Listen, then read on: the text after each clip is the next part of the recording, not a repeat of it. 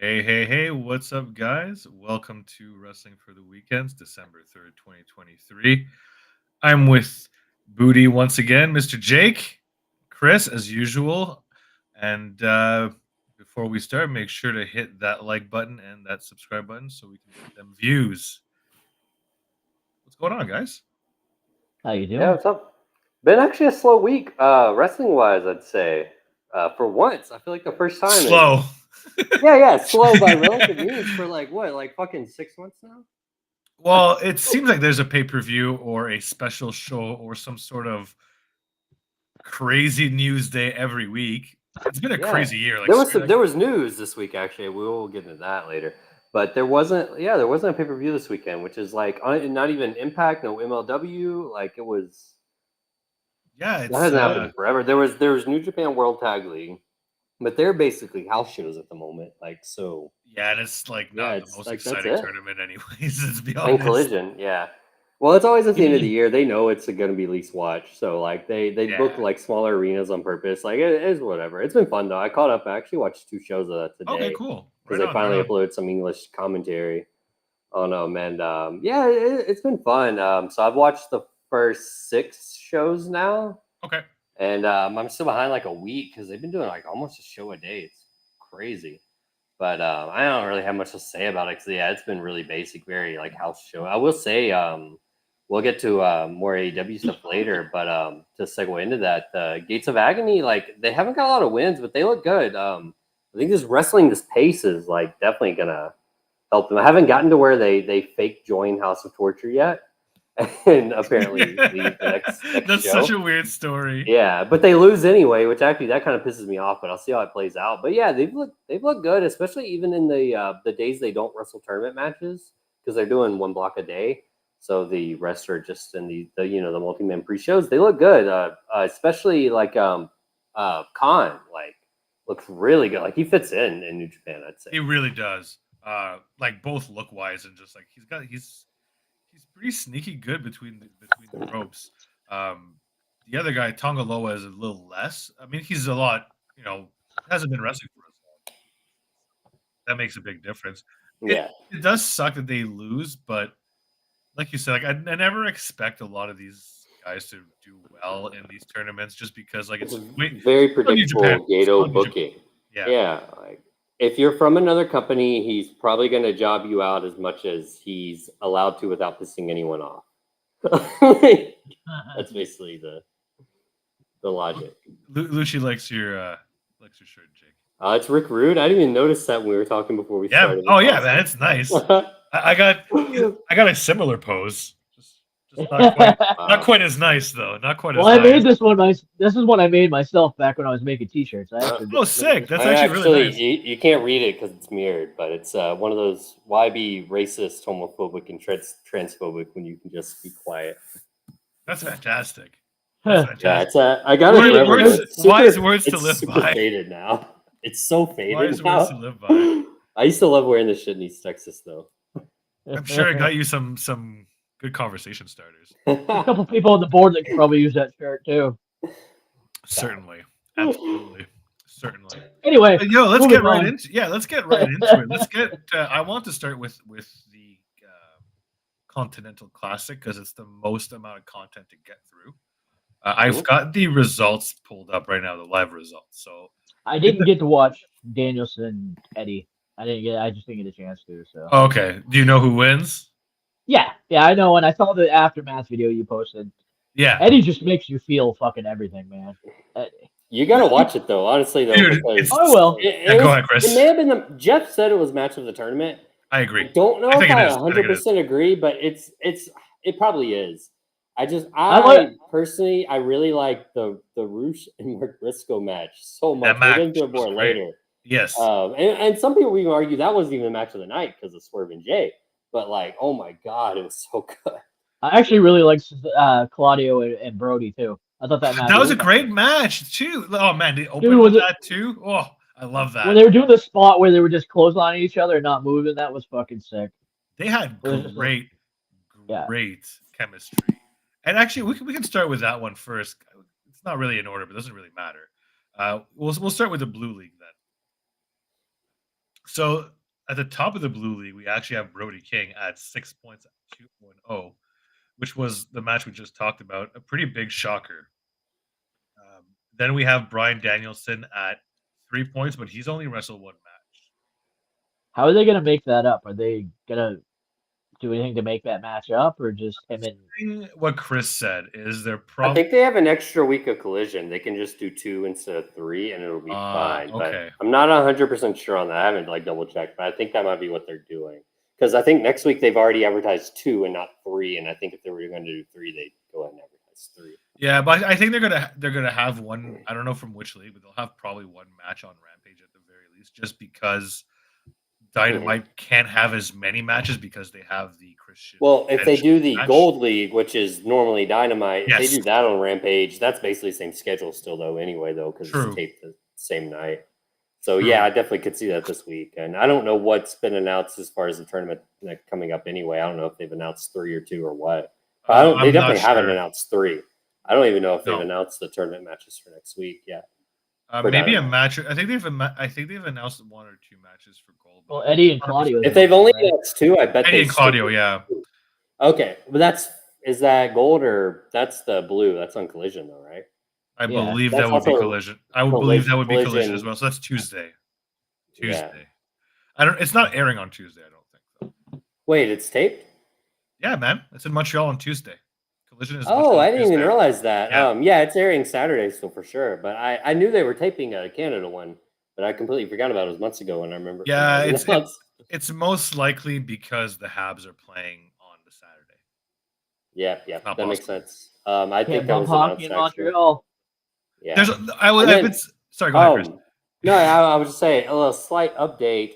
I do think now I've already got tickets from Final Battle. I think you both know. Sweet. I got second row Final Battle that Friday. That's gonna be awesome. I don't even care what's announced. Like it's second row. It's gonna be amazing.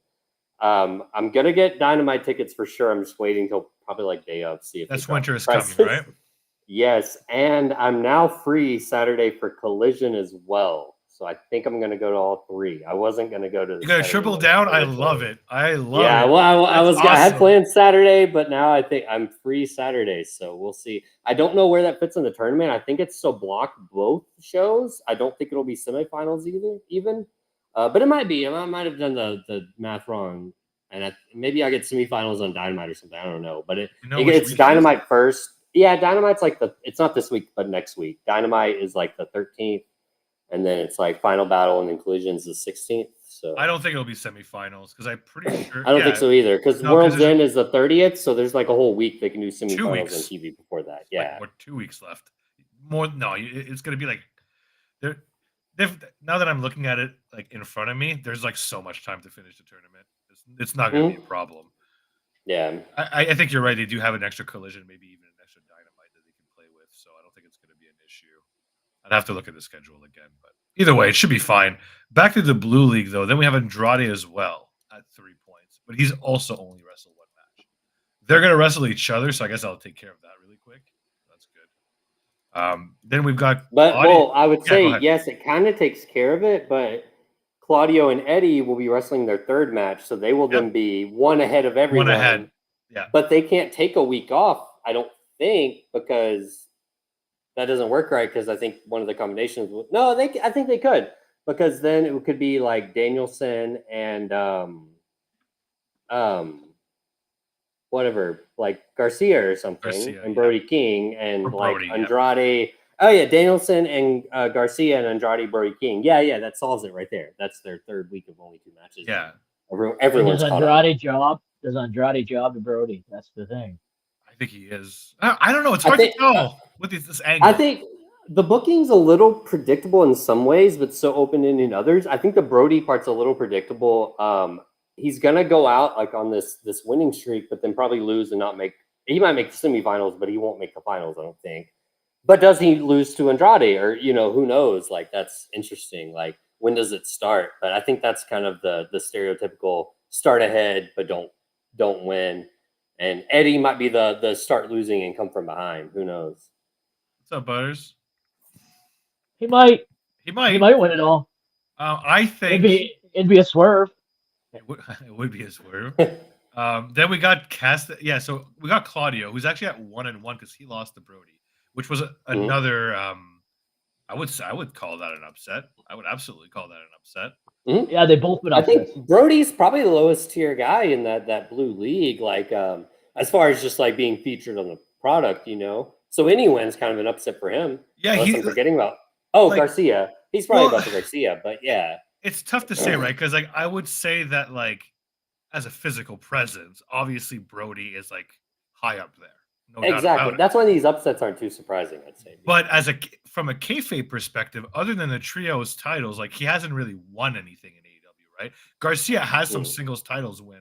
They're lower titles, but they're titles nonetheless, right? Andrade hasn't won shit either, though. Really, I mean, you're not wrong. But he's been presented well. I'd say every time he's always presented like a main eventer, whether he is or not. Somehow, like it's almost impressive because think of how little he's done. But when he's there, it's like he's like a main eventer, like presentation wise. Whether it's like working or not, it's a different story. But yeah, I don't really understand. Logical choices, Jay White. Did Mark just hack into Butter's account? He might have. But yeah, it's interesting. Like the Claudio, it's not even so much that Brody's at 2-0. It's that I was expecting him to like have a couple of wins. I definitely wasn't expecting him to beat Claudio. I think that's pretty crazy. It's a huge win. Mm-hmm. Like it's a huge it legitimized him as like a beater of people who are actually like on the upper mid card at the very least. Like, and beating Eddie even too. Like Eddie's on that weird level of like I'd categorize him as like an upper mid carder. He tends to lose to the main eventers, but he's like gonna win every single match against someone lower usually. And he didn't against Brody. So yeah, that was a big win. Yeah, it was a big one. Both, yeah. But yeah, like it's interesting, right? Like I wasn't expecting Kingston to lose to Brody. I was expecting him to lose to Danielson. I was. Or at least I saw it as a very strong possibility. But the Brody one was shocking. I think Cesaro, Claudio goes down at 1-2 because I think Eddie's gonna get the win over him this next. I think so too. I think he should. I don't think they should. He's got that fire under him. The win of Eddie finally winning the title against Claudio, with Claudio like beating him again so soon, even if there's not as much stakes attached. Yeah. It'd just be so weird to me. He needs to just go ahead and get the win back again. At the bottom of the league, we've got Garcia and Kingston. The Garcia story, I'm actually really interested in. It makes sense. They're telling it well. He's gonna get some upset. It may not be against Danielson or who, but like it's gonna be big for him. Maybe it's Brody. Have a full turn. It could be Brody. Oh my god, that'd be insane. Brody. Yeah, if he's the one to give Brody his first loss, would be awesome. Like that would be cool.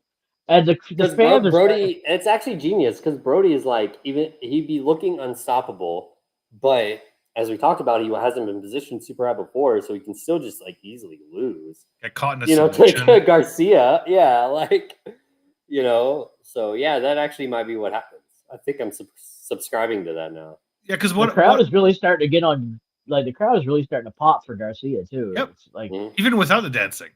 Yeah. Which is good. Which means it's not just the gimmick. It's like Garcia himself is over. People like him. He's an AEW guy. I'm not too surprised because as the dancing like really took off for a time there. But remember last year he hadn't even started any of that. And everyone was so hot for him to turn babyface and leave the Jericho Appreciation Society, and he didn't. He did the double, the swerve thing. And they're still playing off that same angle actually, which is insane. A whole year later, it's still popping. It's actually the same angle, like just without Jericho. Long-term storytelling. Every angle better without Jericho. The longest term storytelling. But they're still doing that. But now it's like, yeah, it's not like so much of the you're a wrestler thing, and I think that's kind of why it's like been delayed because the dance is over, but that doesn't really correlate with their original thing of he becomes a wrestler and that's his babyface thing. So they kind of reworked it, Yeah. Now Daddy Magic is all of a sudden, oh, no dancing, Well, the most unserious man in wrestling is telling him to be more serious. Well, it's because like sports entertainment, also like the second Vince left, sports entertainment isn't a dirty word anymore. It kind of hurt the angle though, right? Like it kind of did. Yeah. Perception's like a big thing with AEW. in the most hilarious way. Like, yeah, like you wouldn't have never expected it to like do it that way, but you know, it's like life's funny that way. But what I think is going to happen with the blue block is now that I figured out that there's going to be a top 2 and not a top 1, I think it's still just going to be Kingston and Danielson in the top 2, and then they're going to rematch, and then that's where Eddie's going to beat him. I could see it. Yeah. I just don't see I don't see Kingston not winning his bracket and just losing the belts like without actually having a match to lose them. You know what I mean? I think it'd be weird, and yeah, like I don't think that would have made logical sense if this was actually all planned from advance, you know, which allegedly it has been. So, yeah, I mean, and look at that bracket too. Like, no one else makes sense with Andrade. Like, there's Andrade, Garcia, and even Brody King, like, or even Claudio for that matter. Like, why? What Would they story win? is there for them in the finals? You know, and then It has the to be semifinals. Danielson. I mean, even. There's only 2 guys with a real story related to this tournament. There's Danielson, the guy who announced it, that it was basically made for, and Kingston, the guy who put his titles on the line. Yeah. So why would anyone else be in the semifinals for this block? Butters, how dare you, man? How dare you? But this is man, like we can talk about the collision matches since we're talking about the blue one. Boo, Butters, boo. It's weird. You guys got to mirror your cameras. I don't even know how to. I thought it was selected. Honestly, it's in the it's in the settings. If you go settings and then I'll figure it out at some point. And then video. That sucks. I didn't realize it was. It was selected, but now it's unselected and it looks right. So I guess I don't need to mirror. It's probably my fault. It's probably because I took over first place. Oh, never mind. Never mind. He's back. He's back. Anyways, this is terrible audio. So we'll keep going. We're gonna. I made signs tonight and I can't use them now. That makes me sad. But yeah, like the Brody Castagnoli one was the one that opened collision, and this match was great match. Ballin'. Like there's some good false finishes. I really wasn't sure who was gonna win the entire time, which is like a rare thing to say, which is nice. I like that because like Claudio is just like so huge and tall and strong that like Brody looks intimidating. You know what? Actually, Brody was one of the first few guys in AEW that actually made like Claudio like normal sized, which is like because usually like in WWE there's so many bigger dudes, so like Claudio didn't look as big, but like I don't know if you guys feel the same way, but like the first time Claudio got to AEW, I was like, holy crap, like this dude's huge because the people are much smaller in AEW. Like not much smaller, but anyway, on average smaller, right? Jake Hager looks huge in AEW too. Yeah, he's a big dude. Hager looks like a monster there, but you know, you don't realize how big he was in WWE because he's wrestling like Big Show and fucking Mark Henry and those fucking guys. So. Well, even that's a good point. Randy's huge too, right? Like Randy's a big dude. Much bigger now. Yeah, he's even thicker now, but like, he's like 6'3" at least, right? I'm pretty sure, like a big dude. I'm sure we'll talk about it later, but that RKO to fucking she was hilarious. I love that. That was funny. I did see that. And he's like, "Oh, damn it!" I couldn't help myself. You know, Aldous was loving it. You know, he was just like, I'm fine. I'm a WWE talent. I've gotten RKO'd. This man. Yeah, the kick out, man, at one spot. Like there's some really great kick outs. Oh, the dueling one count kickouts was cool. Yeah. And the man, he held that giant swing for a while too. That's like, a big man crazy to be swinging. Oh my god, yes. Like a child. Well, I mean, he's done it. He's done it to show before, hasn't he? He's done it to the Great Khali, bro. Like. Oh yeah, exactly. So yeah. Claudio's like on the most nothing happening fucking pay-per-view ever, for the record. But yeah. But yeah, this match ruled, man. Like it was good. Like Booty brought it up like earlier. Like the lariat spots were awesome. Like Brody's got some nasty lariats too. I thought he might be over after the pop-up uppercut because like Claudio's finished a few people with that, but it kind of made sense that would not be enough to put down a fridge. So yeah, that's fine. And but like, yeah, Go ahead, dude. Yeah, that spot where the end when he pile drived him and then he didn't get the count and then he did that sick lariat to end it. That was a good way to end it. It was a lariat. Yeah, I wasn't sure. I didn't remember if it Mhm. was the Yeah, pile yeah. driver or the lariat, but he didn't use Personally, it. I would have preferred the pile driver. I'm kind of over like these pile drivers being kicked out of so much.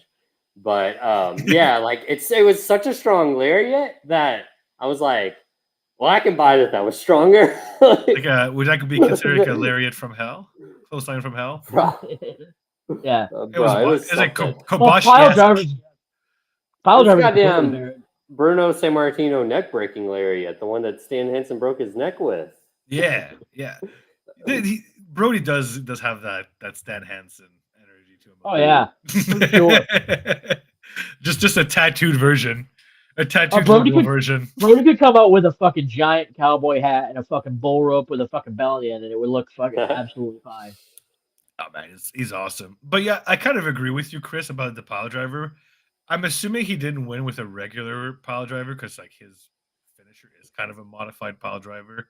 So Yeah, kind of maybe yeah. look weird to lose with like a weaker version of his move. Maybe Like that's what we're personally, thinking. like he should have just done the Gonzo ball. Like, Yeah, that should have just been that spot instead of the pile or driver. just That's or it. Match just over. or just not hit or just not pin him after the pile driver. Just immediately hit the lariat after. That would have been fun. I actually do like those spots because it's like you can be like, oh, he should have went for the pin, but if it works right after, you're like, well, he made sure he's definitely not getting up either way. Yeah, he just made sure to kill him. There's like a I'd lot of much- psychology in that. Yeah. I'd much rather see that than have people kicking out of pile drivers. Like DDTs and pile drivers have been so neutered over the. DDT used to be the finisher. Like it was. Now it's just a regular ass move. And Yeah, pile it's super drivers easy too. to Like do. Hangman does the fucking dead eye. It's not even as he doesn't even win matches with that, and that's a fucking sick ass pile Yeah. driver. So I always find that one looks kind of weak to me. I don't know because Well, Really? it's like usually it's he the always lands on camera his angle. knees. You can tell by the camera angle usually that the guy's head's like like a foot above the fucking mat. Yeah, that might be it. But like that it can looks be good live. fixed. Yeah. Yeah, it does. I've seen it live before. So he did one to Adam Cole one time through a fucking table with the crown of barbed wire on Easter weekend, and I was there live for it. That was When he awesome. does them through tables, it looks pretty gnarly. I'm not gonna lie there. It looks It's pretty actually- crazy. It's very unsafe. Very, very unsafe. Yeah. What else have we got here? That was the first match. I don't know if you guys have anything other than like Kingston won. It's a big upset. 6-0. You mean top Brody? of the block. You said Brody, Kingston. sorry. Yeah, my bad. Brody won. 6-0, top of the blue block for now. Or blue league. Yeah, they're not blocks. They're not blocks. We also had Andrade had his first match against Garcia. This match was actually really fucking good too, though. Mm-hmm. I really liked this match. It was, I don't know how you guys feel about this. At some points, it almost looked like Andrade was kind of like shooting on Garcia and like being like really rough with him and like kind of no selling some of his stuff, which I think was, I'm not saying he was actually shooting. I do think all of this was like kind of by design, but it kind of added a bit of like urgency to the match and like some kind of drama because it kind of looked like he was being pretty rough on him. Like when he shoved him off of the turnbuckle, it was like a crazy spot and like shoved him like really hard too. Some good shit. I didn't get a chance to watch much of it. So Okay, fair enough. I just wanted to watch the Claudio match, and I didn't have a chance. I did see the Tony promo from Collision too, though. That was great. We can talk. Oh, that was great. That was great. That was her best promo. Yeah, that's our best promo so far. Ooh, I can be spooky too. Yeah, it was my favorite promo because she was like she's not just doing the shtick, she's also like incorporating it into the feud, and that's great. Cutting a promo on somebody. Yeah. So yeah, it was specific to Sky and Sky. Sky. I don't remember who she was. Sky's promo back was weak. Well, you know what? I thought it was pretty good for Sky. Honestly, I thought it was. For Sky, it was good, but it was just like it just looked weak so compared bad. to Tony, I'll say. Sure. But yeah, for Sky, it was good. Yeah. No, I thought it was fine. She's definitely gotten better at that stuff, I'd say. And I like that too. Sky, in the same way, like took Tony's stuff and worked it in. Yes. Yeah. And I just thought she looked more comfortable than what she has in her previous character. And that makes all the difference in the world. The promo itself was nothing special. I mean, she had the one tits out spot that popped Butters. Yeah, I was gonna say before he comments, it definitely Butters love that part. I know. But yeah, I don't know. I think she looks cooler in this. She looks more at ease, similar to the way like Julia immediately got more comfortable when she switched characters. I feel like this is going to help Sky kind of feel more in her skin and kind of develop more of a character of just happy to be here from Chicago, which was kind of like lame.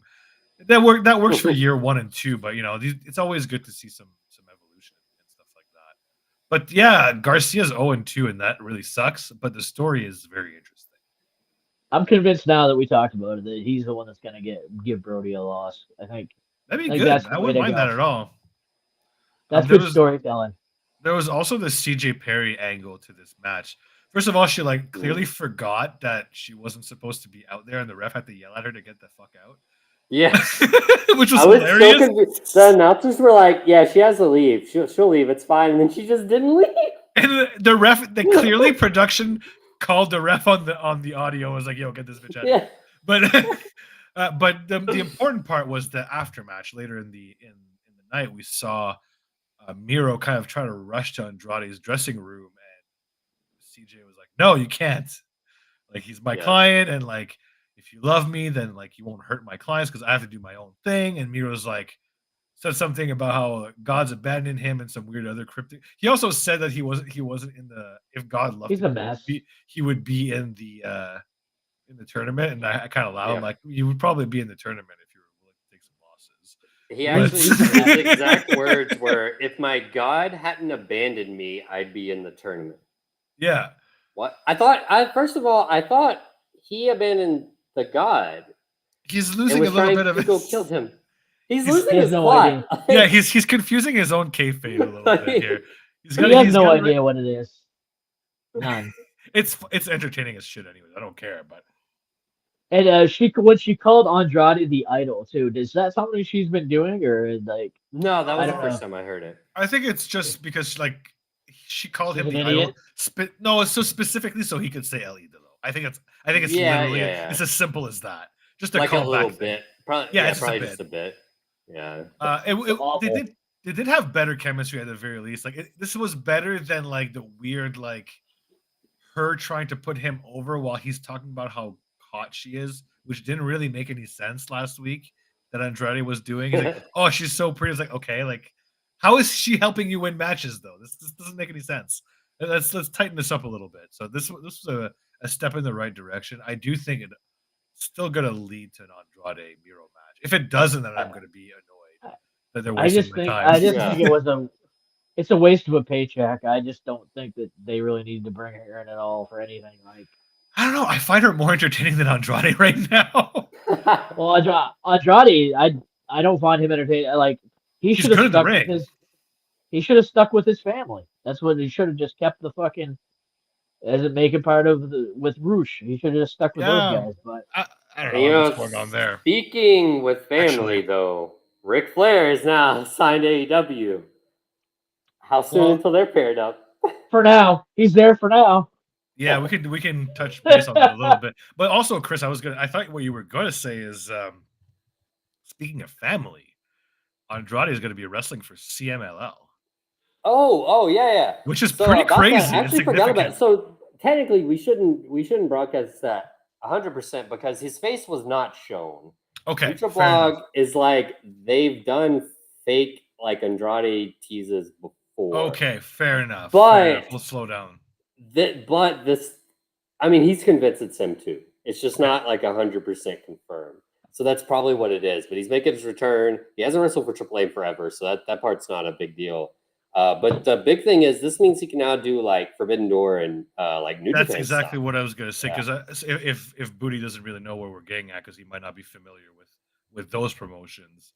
But yeah, like if this actually happens and he could join back up with like the LFI in Japan, which would be like LIJ, I guess in this case, which would be pretty crazy. Like we could actually see a Naito Andrade pair up, which would be. It wouldn't surprise me if they renamed the American version to actually just be LIJ. Well, I guess it wouldn't be LIJ. It wouldn't be. Yeah, that wouldn't make sense either. But to try like normalize it somehow, Los Could do like de AEW. Ingobernables I don't know. de America. They could just go America. De Elite.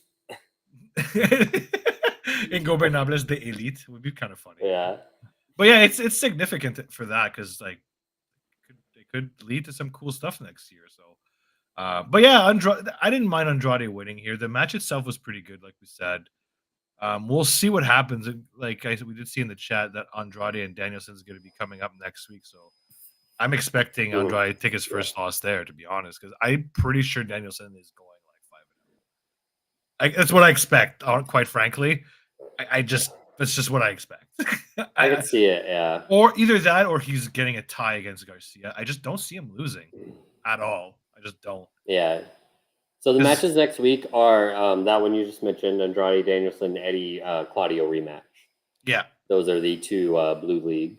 I believe so. Yeah, I'd have to look if there's next collision. No, I definitely checked earlier. There was only the two. I noted that. So. And then the last match we got for that was the Danielson Kingston match, which we kind of talked about a little bit earlier. This match was crazy, dude. Like, I don't know. Like, I felt like there was a lot of MMA elements to this match, which I thought was interesting, and I actually didn't expect that, especially from Kingston, because he doesn't really do like there was a spot where he like got in like full mount and was like hitting Danielson from the top with some elbows, and there was a lot of like on the ground kind of like not chain wrestling, but like almost like rolling like in jiu-jitsu, right? There's a little bit of that going on too, which I thought was interesting. But they made it look really good and not boring, which is always like a thing you can risk by doing a lot of like grounded mat stuff, right? Not every crowd reacts to that well. Yeah. So it was good though. Like Danielson won. I don't know. Did he tap him out? I'm trying to remember. No, he hit the Psycho knee. After like kicking out of a couple of crazy things. And the match went really long too. I want to say it probably went around like 17, 18 minutes.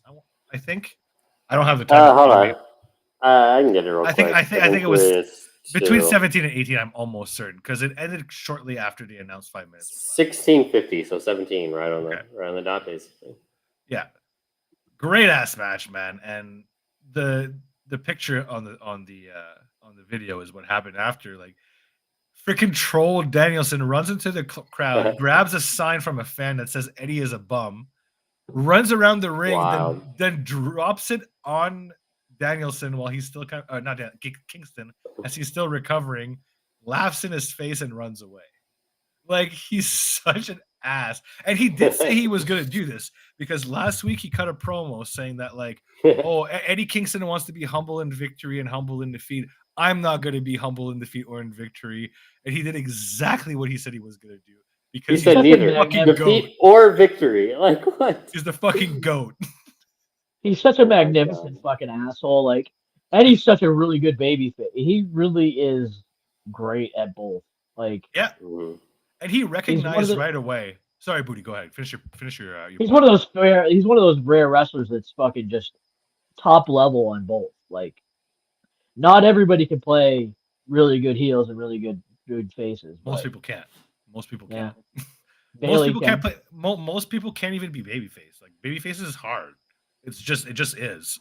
But what I love about Daniel, yeah, like he does everything so well, and he recognized right away that Eddie was getting cheered like way more than he was, so he immediately started doing heel stuff immediately, and like that's pro shit, you know. He knows exactly what he's doing. All of BCC does it. They flip flop. They read the crowd and flip flop. The only one that doesn't read the crowd and flip flop is Yuta because he's always getting booed. So he's never getting cheered. Never ever getting cheered. But Danielson, it really depends. Like, isn't it wild though that like Eddie Kingston is getting cheered over fucking Daniel Bryan? Like, it's crazy, right? Like, he's one of the greatest of all time. But and like they weren't even in Eddie's hometown or anything. They were just in a neutral grounds where you would think that Danielson would be the most over guy, but nah, man. He's just a pirate bastard. But the match, the chops were unbelievable in this match. At one point, he like crushed him with Eddie crushed him with a chop, and I think it was near the beginning of the match. Danielson had to sit his ass down and like stared at him. So good. Lucci saying some stuff. I agree with him. Very, very true. You know what? You're right, Luch. It's much harder to be a good and nice person. It takes a lot more effort to be nice than it does to be a jerk. It's only to be effort to be a nice person. It's being nice while people still can relate to you. Yeah, Like, yeah, absolutely. or not being too nice that they'll turn on you, because that's what happened to Bailey. Bailey was the greatest baby face ever for females, Yeah, and then they just started turning on her. Cena, they just started turning on him. It's people always say, oh, they think being the bad guy is harder, but it's not. It's easy. I mean, yeah. You want another? If you want an AEW example, Cody Rhodes as a face. Oh yeah. That didn't. That kind of baby face, I don't think will ever. I guess it's a little bit of a tangent, but that kind of baby face, I don't think will ever work unironically in AEW. It only works that MJF is doing it because it's ironic, right? It's not like fully genuine. It's kind of a joke. Whereas with Cody, like he was seriously pushing this stuff. Hangman's Hangman's well, shocking. Hangman still hasn't been a heel in AEW. His name is fucking Hangman. He got that nickname. He got that nickname from literally hanging a man from inside the ring. Like, he was a super heel before this. Wasn't he a heel in ROH? I think he was, right? Yeah, he was a heel in ROH. He was under who was he under? BJ Whitmer, and then he joined Bullet Club, and then he was face for like a day or two. A short run as a face, and then he joined Bullet Club and became Hangman because Cole was in it at the same time. So to differentiate the two, they started calling him Hangman, especially also because who do you string up in the ring? That I don't remember because I wasn't watching live at the time at all. But I've seen a clip, but I can't picture who it actually was at the time. But he strung him up and hung him on. Who was like? It was in New Japan, I think, too. I don't think it was in Ring of Honor, but they played clips of it. No, it was in New Japan, but it was an American face though. I'm pretty sure because I know I just can't think of who it was right now. But yeah, Hangman literally got his name from hanging people on the side of a ring, and he's never even sniffed being a fucking heel in AEW. He's been their biggest face, their biggest consistent face the whole time. It's gonna be hard to turn him because people do not want to be this guy. They just don't.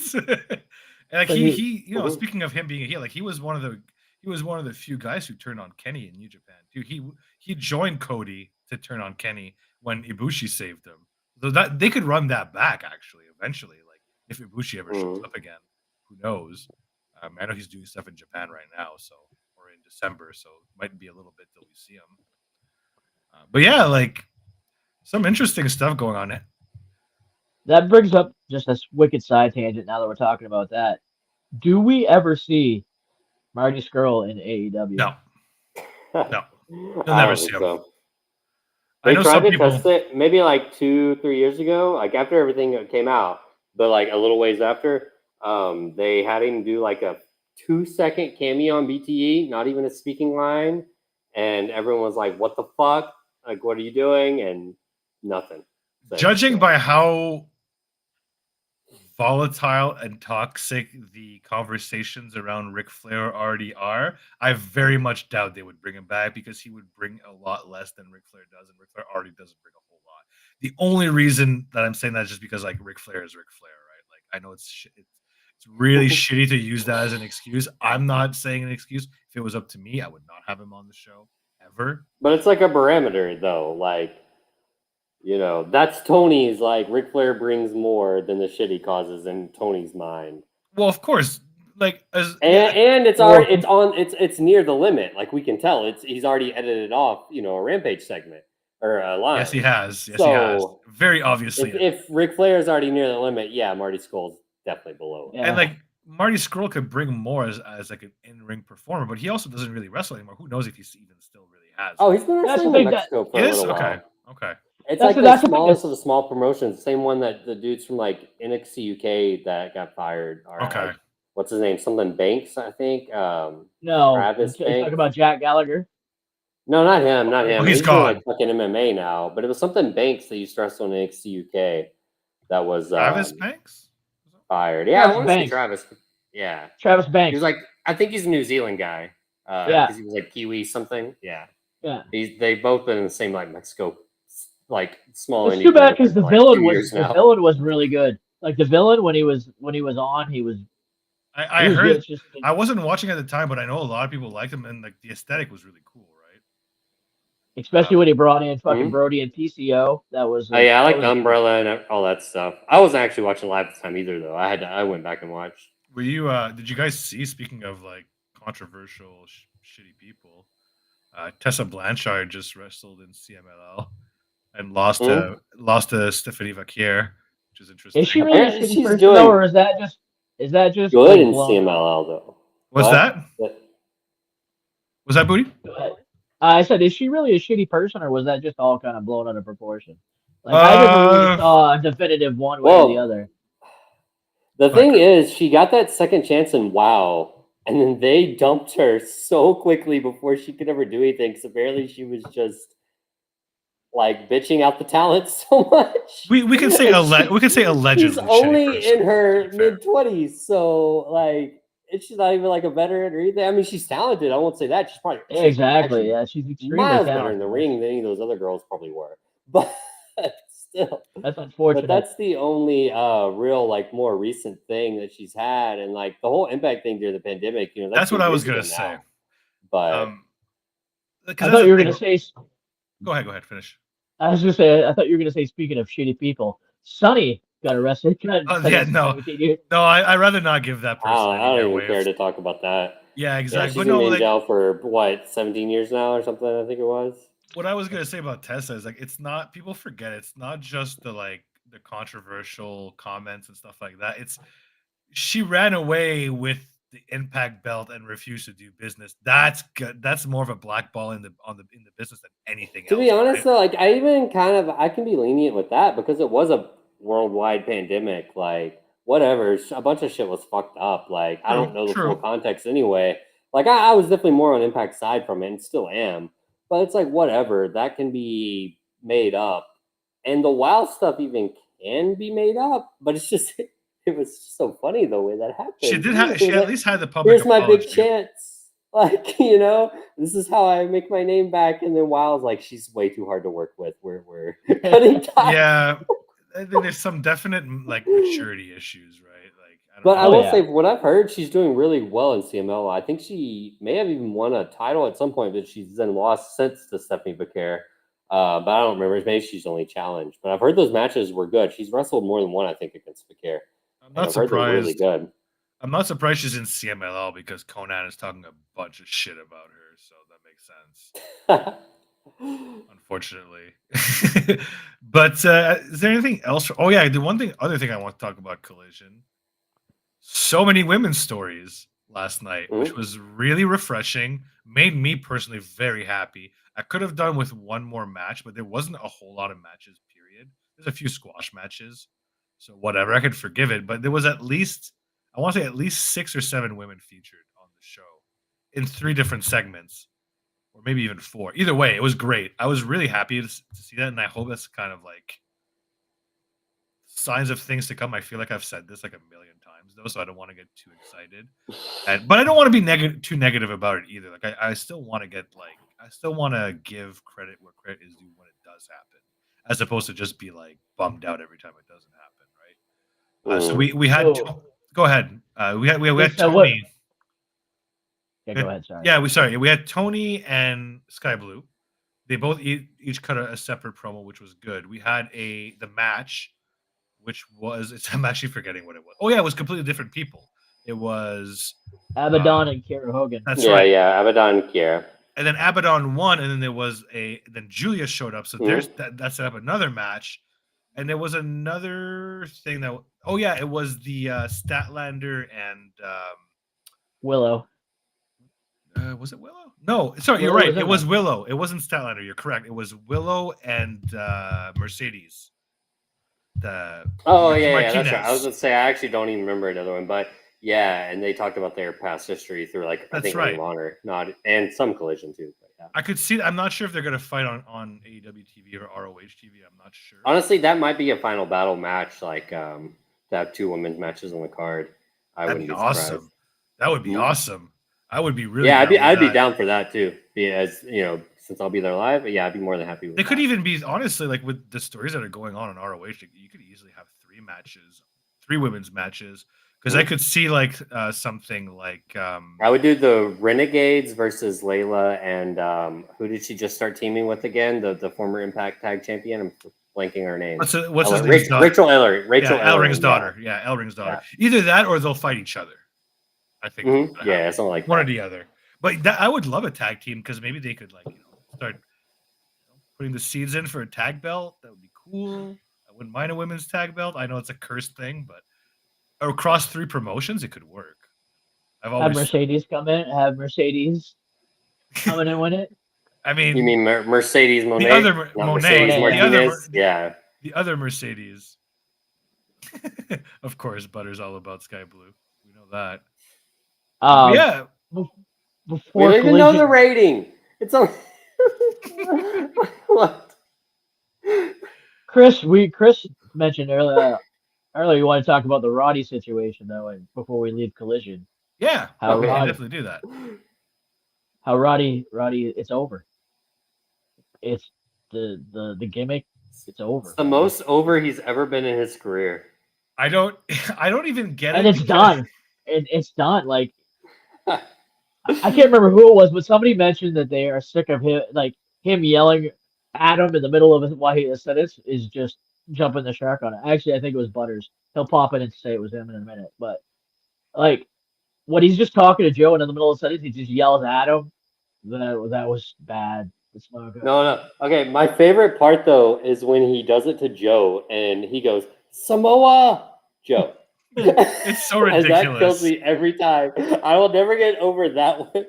But I've heard people someone was talking on a podcast I listened to. They were at a show recently, I think one of the California shows, and they were in the bathroom and someone was in a stall just go as they were pissing saying, Adam. Oh, it was the most awkward thing I've ever experienced. It's crazy that this stupid ass gimmick is so over. And that mustache. His complete lack of being able to grow a mustache is I love it. It's remarkable. So bad. He was on he was on Hey W this morning and it was really, really funny too. Yeah. It was good. I saw he brought his kid. I didn't watch it, but I saw a clip where Marina and his kid ended up but even just I'll just when it starts, he doesn't he refuses to get out of the wheelchair, so he rolls in and grabs a chair and chucks it across the room, and then tries to back in, but hits everything. So then RJ has to tell him exactly how. It's a whole thing, man. It's amazing. When did he learn how to have a gimmick? NXT maybe. Yeah. Honestly, 6 months ago. Yeah, actually, no. I will take that back because he was actually kind of doing this shit with the Diamond Mine. I forgot because that actually didn't he have a neck brace there too? Right before he left, when he was doing that injury angle with the Diamond Mine, he was kind of doing this shit, accusing them of those conspiracies. Oh yeah, blah blah blah with the Tony D. So yeah, it's NXT 2.0. It never left him. Oh man, we can kind of and he traded the creeds for the kingdom. Two different sides of a coin there. I think I really like the kingdom. I fucking think Matt Taven's a dork. Can't stand that guy. I really like Mike Bennett though. Mike Bennett's legit. He's really good. He's come a long, long way. I'll say that. Well, he had his issues right before. Definitely not used great in WWE, but I mean a lot of that was his own doing, right? Unfortunately. Yeah, he was going through the rehab thing the whole time he was there, pretty much. Sucks, but I'm glad. But then again, he was doing the whole love conquer, whatever that angle was with him and Marie, the love conquers it was not good. They did a cuck angle one time. There was the pregnancy thing. That theme though, that theme. Their theme song was fire. I used to watch when he had a run towards the end where he was on 205 Live instead of anything else. And it was awesome. He ended up having this feud with Drake Maverick. One of Drake Maverick's first in-ring feuds they did because he was GM of 205 Live. And it was, so awesome. He was he was basically working just like he is now. That was when this current Matt Bennett cool. Was when he went to 205 Live. And he said that himself, but I think I saw it first before he ever said that. So yeah, we can transition from the Roddy stuff into Dynamite because one thing Roddy keeps saying, and he keeps saying it very, very often, is that MJF is the devil. And he says it, which means he's not. Or he is. What if he is? It's a double-edged sword at this point. Actually, it's like the wine in front of me paradox. Like at first, it's yes, they're saying it, so it's obviously it's not. But now it's like, wait, are they saying it to make you think it's so obvious it won't be that it actually is? That's it's wine. It's literally Princess Bride wine in front of me. Like everyone that plays Mafia, like Jeff obviously knows that, but I'm sure you do too, Booty. You know that concept. It's an interesting Mafia. No, please tell me you've seen the Princess Bride, though, right? Yeah. Okay, so it's the wine in front of me. It's like, is which wine is poison? They both are. Did I put the wine in? Did I poison the wine in front of me or in front of you? And is it because I want you to think it's which wine? You know, that's the whole concept. Yeah. That's how this is. What would make that good is if Roddy and the Kingdom are the henchmen too, and he's just saying it. Mm-hmm. That would be good. That would be a good part of the MJF. I don't want it to be MJF personally. I think that's a cop out, but nonetheless. Yeah.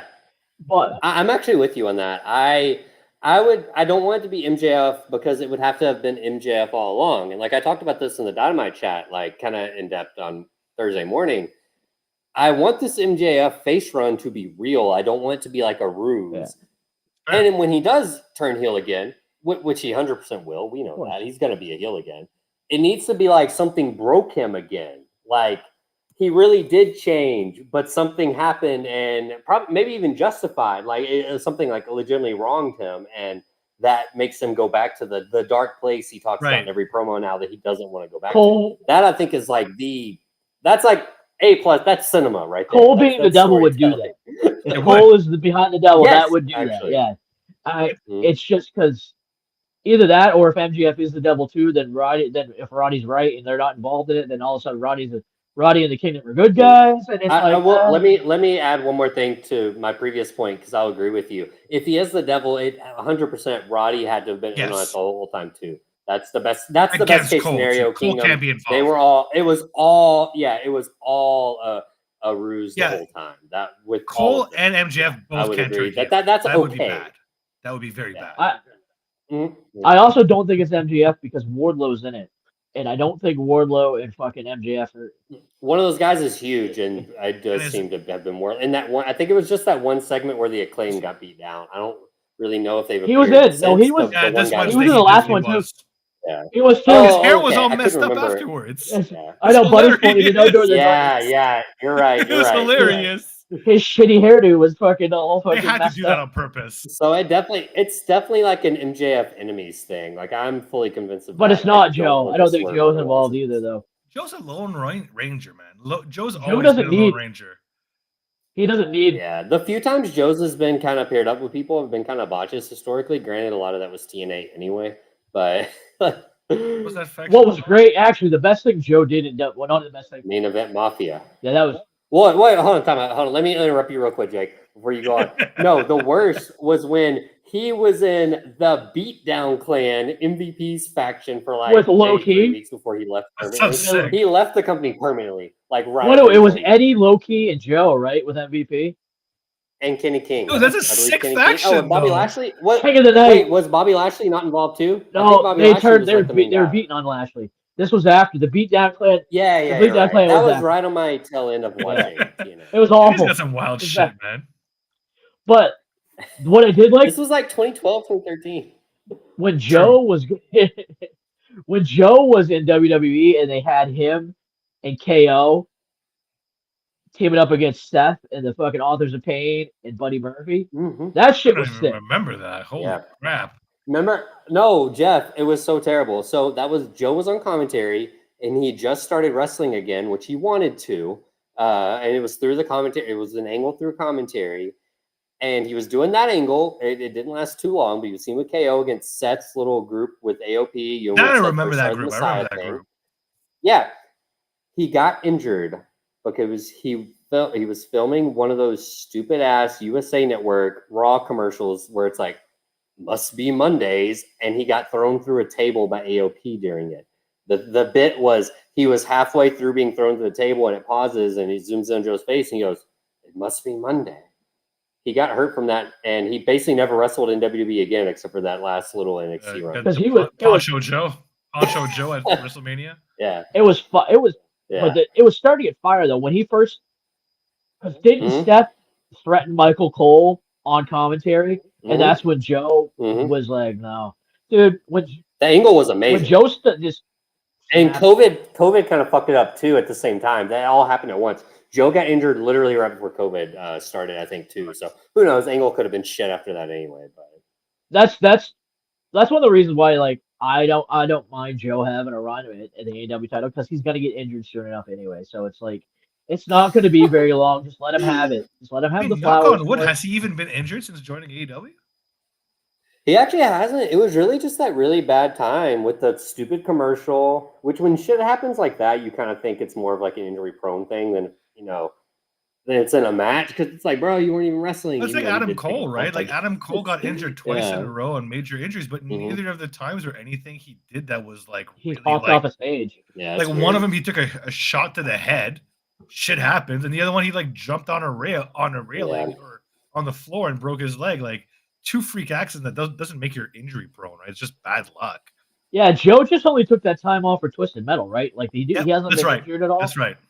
But he also doesn't wrestle. Yeah, no injuries since he also doesn't wrestle a shit ton either, though. He keeps himself pretty. Not until lately. He's actually has been more lately. He looks in better shape. Because I will say, even when he wasn't on AEW TV as much before, he was still doing some ROH stuff, but a lot of that was like really short matches. So it was short matches in ROH. It was like 5 minutes. Like this last promo with on Collision, he looked like he's standing out more, like with his shirt on a little bit. That was a great segment. Speaking of that, we can transition right into that. Actually. And he just laughed at him. He's just like, oh. Yeah, there was one on Collision. That's right. There was one. I forgot there was one on Collision. I thought we were talking about the one on Dynamite. But yes, there was one on Collision with Roddy, where Roddy Dynamite. The Dynamite stuff. Yeah, the Dynamite MJF segment was fantastic. That was a great promo segment by both of them. Oh man, it was so good. Really, really liked that. MJF was great this week, I thought. I hope we do. I hope it stops dragging out and Wednesday we do get some people unmasked so we can start to see who the fuck is in this faction. At least one of them. Like if it is the Kingdom, then yeah, like you could do with unmasking them to show like that Roddy's been being a hypocrite for these few weeks, but still like progress the angle. But I mean, it could be the Kingdom, but it could also I wouldn't rule it. I wouldn't rule out the heck are they called? The Spooky Boys there from ROH. Oh, Vincent Righteous, yeah. I wouldn't rule those guys out. None of those guys are Dutch. None of those guys are Dutch, man. I know, but none of that. Yeah, that's true. But none of that really matters, right? Like I subscribe to the idea that it doesn't. They can always have a one fat one show up this week, and that'd be. I mean, that's what they did with Aces and Eights. That's what we did with Retribution. They had different people pretending to be those guys, and when they did the reveal, it was somebody completely different. I mean, when they did the Uncle Howdy stuff, there was other people in all those masks too. Yeah, hold on. I'll be right back. Someone's knocking on my door. Caps. It's the police. We heard you talking about wrestling. Oh, hold on. We'll read some chats while he's gone. It's true. They could just. That's true. They could just be like a. What sucks is I can't use this sign. When we started talking about Punk, I was gonna put this one up. It says Punk eats mouse parts. If you can't, it does tell. eat mouse parts. We're talking about MJF and Dynamite. Yeah. Right? So there's some. I like what they did with the text as well on the screen. That was a different way of doing it. Like, if it didn't fucking glitch out the whole fucking network for fucking 30 seconds. Did it screw up on TV as well, or was it just the fight feed that screwed up? Because it screwed up. No, it was always on TV. It screwed up for us too.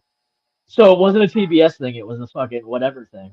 Okay, so it must have been a feed thing. Well, because when it was glitching out, it still had the TBS logo up top, and it still had the rated thing down here. Yeah, so it wasn't completely blank. It was just a glitch out. It was the same thing on Fight. You just had the Fight logo, and that's all. That's all. It was just black for a little bit, and then it came back. But that was really interesting. I like that they moved things forward. I really like that they're going to have a tag match, and Joe's pissed about it because he's like, and one thing that's a good point about it, like let's say it is MJF. it could be that he's the one saying he wants a tag match because he wants to actually wear Joe down. Because Joe's going to do all the work. And he's probably going to tell MJF. Yeah, he's probably not going to let MJF do anything, right? Probably not. So on the feed thing, what I think happened was I think they just delayed. The text was they didn't start it at the right time. That's why it was delayed for like everyone. I think the lights went out, but then the text just didn't start like as quick as they planned. Like that was like a AEW thing, I think. Or maybe they did it on purpose. Maybe they did they had an extra long pause on purpose to piss everybody off. Who knows? It made me like I checked my TV to make sure my feed didn't pause. But no, I will say it's so funny too, because Joe is like, bro, you're fucking hurt. I want you healthy, blah blah blah. So I do like that he's mad, but yeah, there's layers, like you said, Jeff. Who knows? Like someone could be lying. Like someone's fucking lying. Many people. Joe's definitely choking somebody out and unmasking though. Like somebody's getting choked out and unmasked for sure. It's crazy that I'm sure the match will be he'll be very protected, but like God, I can't believe MJF's actually wrestling before the pay-per-view. This is absolutely hilarious. Yeah, we gotta be sure we fit in that segment once we're done talking about. Yeah, we'll talk about that next. How about that? We'll talk about the because I know we talk about there's a lot of like tournament stuff, but there's also like there's a lot of stuff that happened on AEW TV this week actually. Yeah. Yeah, this MJF. And we're gonna talk about Punk. Yeah, we'll get there. We'll get the Punk. We'll spend about as much time on his promo. I believe Ziggler is free like mid December, maybe early, maybe late. But sometime December for sure, before World's End. Ziggler being the devil makes no sense. No, Ziggler being the devil would be terrible. That would be bad. I would not be upset if some of the henchmen could be new hires. I could live with that. I wouldn't love it, but I could live with that. The devil, it wouldn't make sense. Everything would be bad. Jeff, you're starting to glitch out, brother. I'm not like that. You did too. I think it's okay. Jeff, your video is kind of glitching out, but okay. Is it okay now? Anyway, no, I would agree with that. You're blurry. It's kind of funny. You're a little blurry, but we can hear you fine, at least. Might be go ahead. Keep talking. It's all good. Yeah. It was really funny though. I hadn't actually considered this, and I don't want it to happen, but I was listening to like some other people talk about it, and it was someone brought up that Sami Callihan did the hacker gimmick, and this was like they mentioned specifically that that'd be bad. The devil had hacked the Dynamite feed somehow, or he had access. Yeah. I mean, it was like a written in question to like an observer thing, and someone said it, and literally the funniest is probably one of the funniest Meltzer reactions I've ever heard. He went just like this. Hold on, let me prepare. He goes, like I was like, oh my god. Like I'm like, such a holy mark. Shit, is it Callihan? And he just did he put something together that he had been told, and I just got spoiled by his reaction? Oh God, that'd be hilarious. I don't think it's Callihan because unfortunately I had to plug in my iPad, so I had to move. Unfortunately, I don't think. Yeah, you're good. I don't think there'd be the reaction for Callihan that they want. No, it wouldn't be much of a reaction. Same with Ziggler and same with Ali. Ali is another one I've heard because you kind of tie in the SmackDown Hacker Retribution thing. I think he would be good in the role. I don't even have anything against that. But that's not, you've built this up too much. Cannot have someone like that be the reveal. There's very few people that would work right, and that's why it's kind of volatile. So like I'm ruling out all of those. Yeah, that's why, because I think it was OMB brought up like it would be cool if it was Hammerstone and Holiday. I'm like, dude, nobody would know who. Like nobody, the crowd would be like, who the fuck are those two guys? They could be henchmen. I love with now Hammerstone's out of the question for the moment at least, but Holiday I'd love if he showed up in some capacity. But he can't be like the big reveal for sure. Yeah. Plus, like with Holiday, like go ahead, finish your point, please. Like you said, it's got to be somebody who's in the promotion right now that everybody that's gonna get a reaction. There's only a handful of people that would work, and it's and everybody. And I honestly think it's Cole. Because the devil doesn't get physical with anybody. The devil just stands he stood at the side once, and then all the other times he's not even there when they're beating somebody down. He just shows up in the video. Mm-hmm. So I think it's Cole. With Max Holiday too, like because he's been through, like I don't think it's a great idea to bring him in as a heel. You have a built-in make him a really big right off the bat. So like, why would you waste your time being a henchman? He could fly on his own, and it really wouldn't be a problem. Yeah. As an aside, but I agree with everything you said. Cancer, right? Yeah, he did exactly. Yeah, well, he'd actually be really good backup for MJF at the moment with MJF. As a face, sure, that would work. And still being a baby face, yeah. But yeah, he had leukemia, and he returned like a good few months ago now, but he's not with MLW anymore. But they're on good terms. I actually would not. I still actually kind of expect him to end up going back to MLW, and if he does, I think they'd make him their champion. So, but yeah, kind of surprised he left in the first place, actually, because he did return. Did he not have a call up? So. Did he not have a tryout with NXT? I thought he did. He did. He was actually one of the names rumored when who was the most recent ones that got them, right? Maybe even Pillman. He was in the same match. Oh, Finley. That's what I was saying. Finley and Malachi. Yeah, that's what I was saying. But he didn't get signed. Mm-hmm. No, I think it, as far as I'm aware, no. I think it's probably the health thing. I think it's the insurance might have been too much, or something like that. Like it's a little bit further along the way from being cleared from leukemia. I will say, as far as I know, it's just been kind of dirt sheet confirmation, and I think Jay Malachi himself has said it, but I don't think the Brogan Finley has actually confirmed he's been signed. I think everyone's just. I mean, I think he has. So who knows? Maybe Holiday's finishing up indie dates, and he might. Jay Malachi, I think, has been signed, too, right? I think he has. I mean, I think he's confirmed it himself, and he's dropped some indie belts and stuff. I think he's got. Yeah, I mean, WWE. I think WB may have even announced him and Brogan as a PC class. So yeah, which would mean that interesting. A lot of talent in NXT still.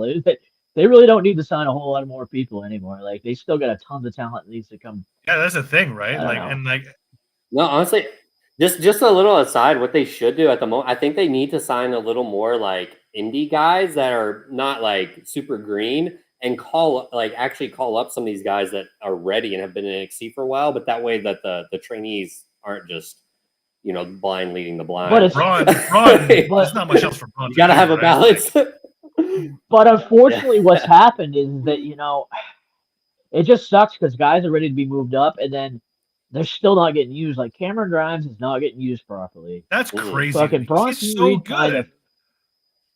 Cameron Grimes is really good at everything.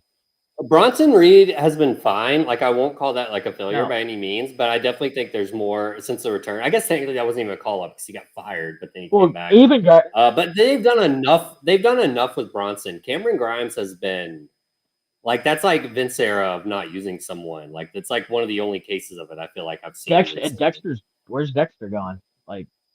Oh, he got hurt. Dexter Lumis was hurt. I don't know if he still is, but he definitely did. I didn't even know he got signed again. I guess I forgot. Oh yeah.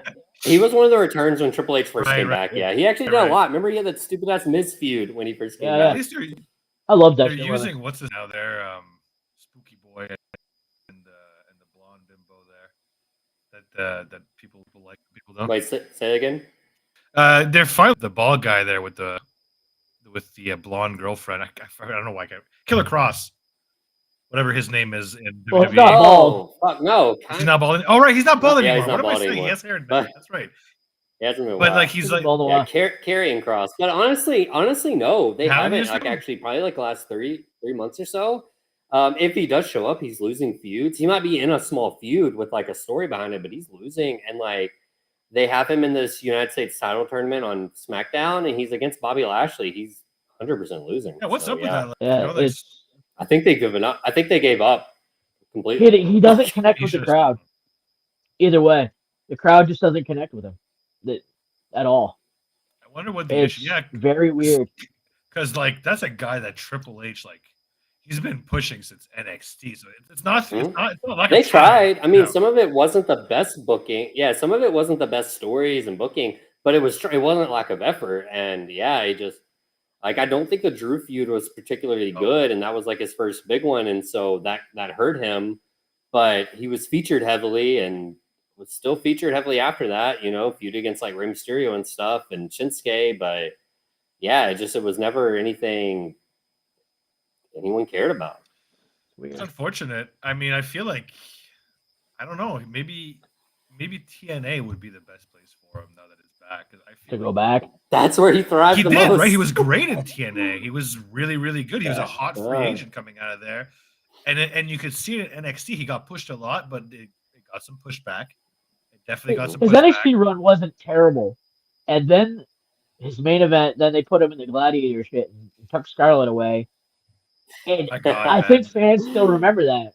Shockmaster and fans shit. are like, Shockmaster. it's just well, one issue too is like some of these people that Triple H has returned and called up, like they do come in kind of cold on the main roster, like because you can tell the crowd they just don't watch NXT, even with NXT has higher viewership and stuff. But some just get over it. Doesn't matter that the first week is a little cold, and others don't. I mean, and he's one that definitely didn't. Gargano took a while to catch it. They had to reform DIY for him to get any sort of reactions, right? Because he wasn't. I don't even know. Yeah, he was actually really cold for a little while. I don't even know if DIY is even all that hot in WWE. I mean, it doesn't seem like the crowd's into him or not. The effort's there. So I'm not going to say it's a booking issue, but yeah, the crowd reactions just haven't been crazy. But right now it's still early. But yeah, like it's just not. I'm going to say caught on. At the same time, like Triple H has. I know it's a bit of a tangent on WWE, but we want to talk about WWE anyways. But like, I mean, from an outsider's perspective, Triple H does this thing every time he does like tag teams and factions where he makes them fucking lose so fast. I don't get it. Like, and I understand that like the Creeds winning over DIY is cool. It has nothing to do with the Creeds. That match shouldn't be happening that soon. The DIY shouldn't be losing like 2 weeks after getting put together. That makes sense to me. That's terrible booking. And I understand like, yes, Triple H likes to do this slow drip stuff where he like every story has to be like told over 2 fucking years, but like sometimes it's okay to have people coming in hot for teams to be dominant. Like it shit doesn't make any sense. DIY needed to come in hot. DIY definitely needed to come in hot. Yeah, well, I will say in that case, while it definitely didn't help and definitely did hurt, so I'm not disagreeing. It was because Imperium interfered is why they lost. And they actually do have a 2 out of 3 falls match against Imperium tomorrow. Which they might win. DIY 2 out of 3 falls. They should. I mean, Imperium's doing a little implosion thing already. So I hate it. Like, there's actually like no chance. I think DIY loses. Yeah, but so they should win, and that should be a really hot match.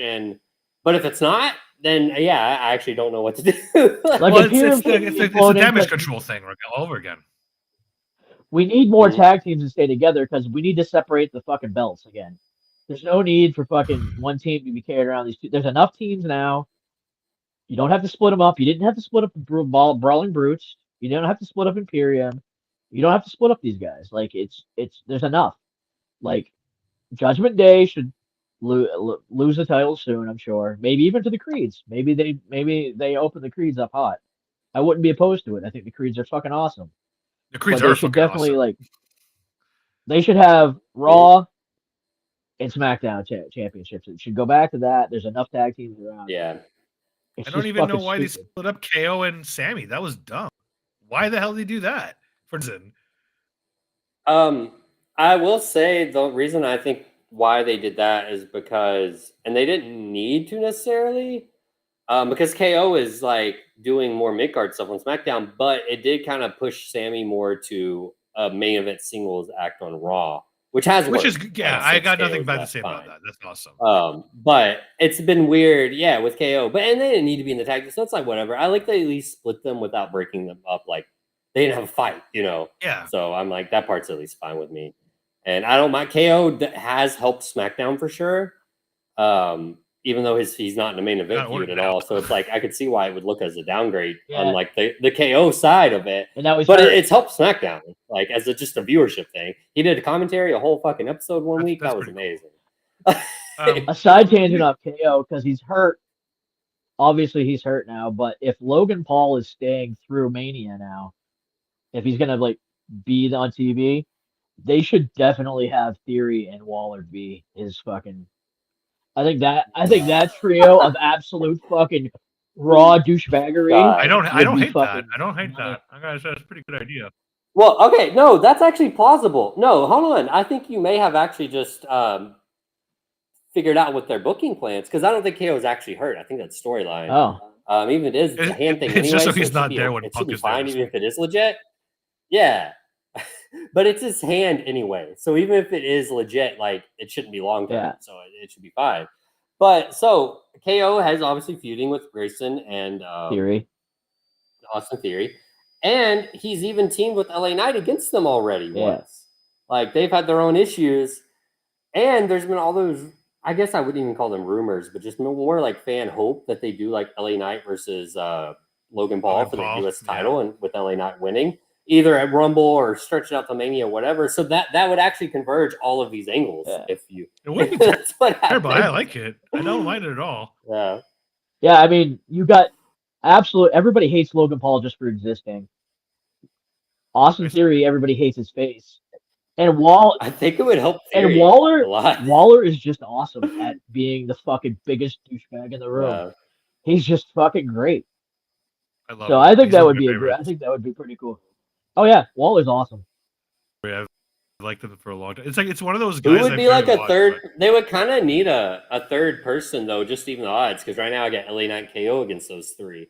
That's if LA Knight's who would be a guy to help KO against the other two if LA Knight would be a decent spot for Camps to come in. He would fit. Actually, he has the history with KO is so good at and KO is so good at teaming with random people. Honestly, he makes it all work. He has such good chemistry teaming with like literally anyone in the world. He's a good wrestler. And there's nobody that would that helps build up his partners better too. Like KO will make Cameron Grimes feel like a big deal. LA Knight will make Cameron Grimes feel like LA Knight. Like I go back to the War Games promo that he cut when he just turned face, when it was him and fucking in NXT and DIY. Promo he single-handedly made that fucking feel amazing.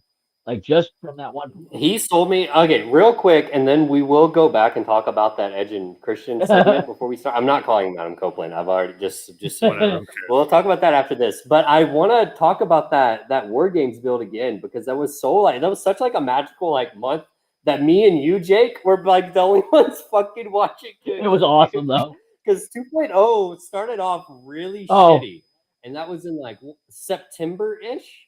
And War Games was what, November, December? I think it was December pay-per-view for NXT that year. And it was like maybe like 2-3 weeks before that, it started hitting a little better. And then like 2 weeks before it, LA Knight and Grayson Waller, who had been feuding with Waller as the babyface and the shittiest fucking babyface you've ever seen. So bad. They were feuding. LA Knight was the heel, Waller the babyface, and LA Knight the heel. That was fine. He'd always been the heel. But they did a double turn that from an outsider's perspective would have looked a little forced, because it looked like it was just to get Grayson on the young guy heel team and Waller and Knight on the old guy babyface team, as like, because it was 2.0 versus black and gold basically. But it made everything so much better. And that whole they fought all night before they finally like kind of like transitioned to show, oh shit, they're the two members on both teams. They were like literally just brawling through the arena all night as the teams were also forming in their own little storylines. And the way those storylines converged that night was so awesome. I said it was like the best like piece of storytelling in one night I've seen in so long. And especially compared to how shitty 2.0 had been up until then. And it was good. Like literally from there on. The oddest one was Tony D casually calling fucking Pete Dunne Petey Poppins like for weeks. Just casually like throwing little jabs at him for no reason, and then all of a sudden they're brawling. Mello and Gargano started brawling, and then and Breaker had been chasing Ciampa for the title. And Mello also had an issue with Ciampa, because Ciampa was the champion and Mello was North American champion, and Mello was doing that whole I'm the A champion thing. Like everyone had like at least two people they had slight issues with, even if it wasn't the main feud on the other team. It was. I don't know how they did it. NXT... Like, I don't even know who to credit. I don't know if Sean had completely taken over or who was even booking this shit. Could have been fucking Bruce Pritchard. I don't even know. Like, those NXT it could have been Pritchard at the time. Those NXT War Games builds are legendary. Like the fucking Pat McAfee faction versus fucking face fucking When he punted Adam Cole, and they were like, "Oh my God, he's an NFL punter." I remember that. I remember that. It's so funny, man. Yeah, that's fucking because it was McAfee, Dunn, Ridge Holland. Actually, no, Ridge got hurt, so it was Ridge couldn't be in it. He was. It was Odie Larkin and Danny Burch versus fucking Undisputed Era, face Undisputed Era. Mm-hmm. Oh man, face remember that tag match? Magical.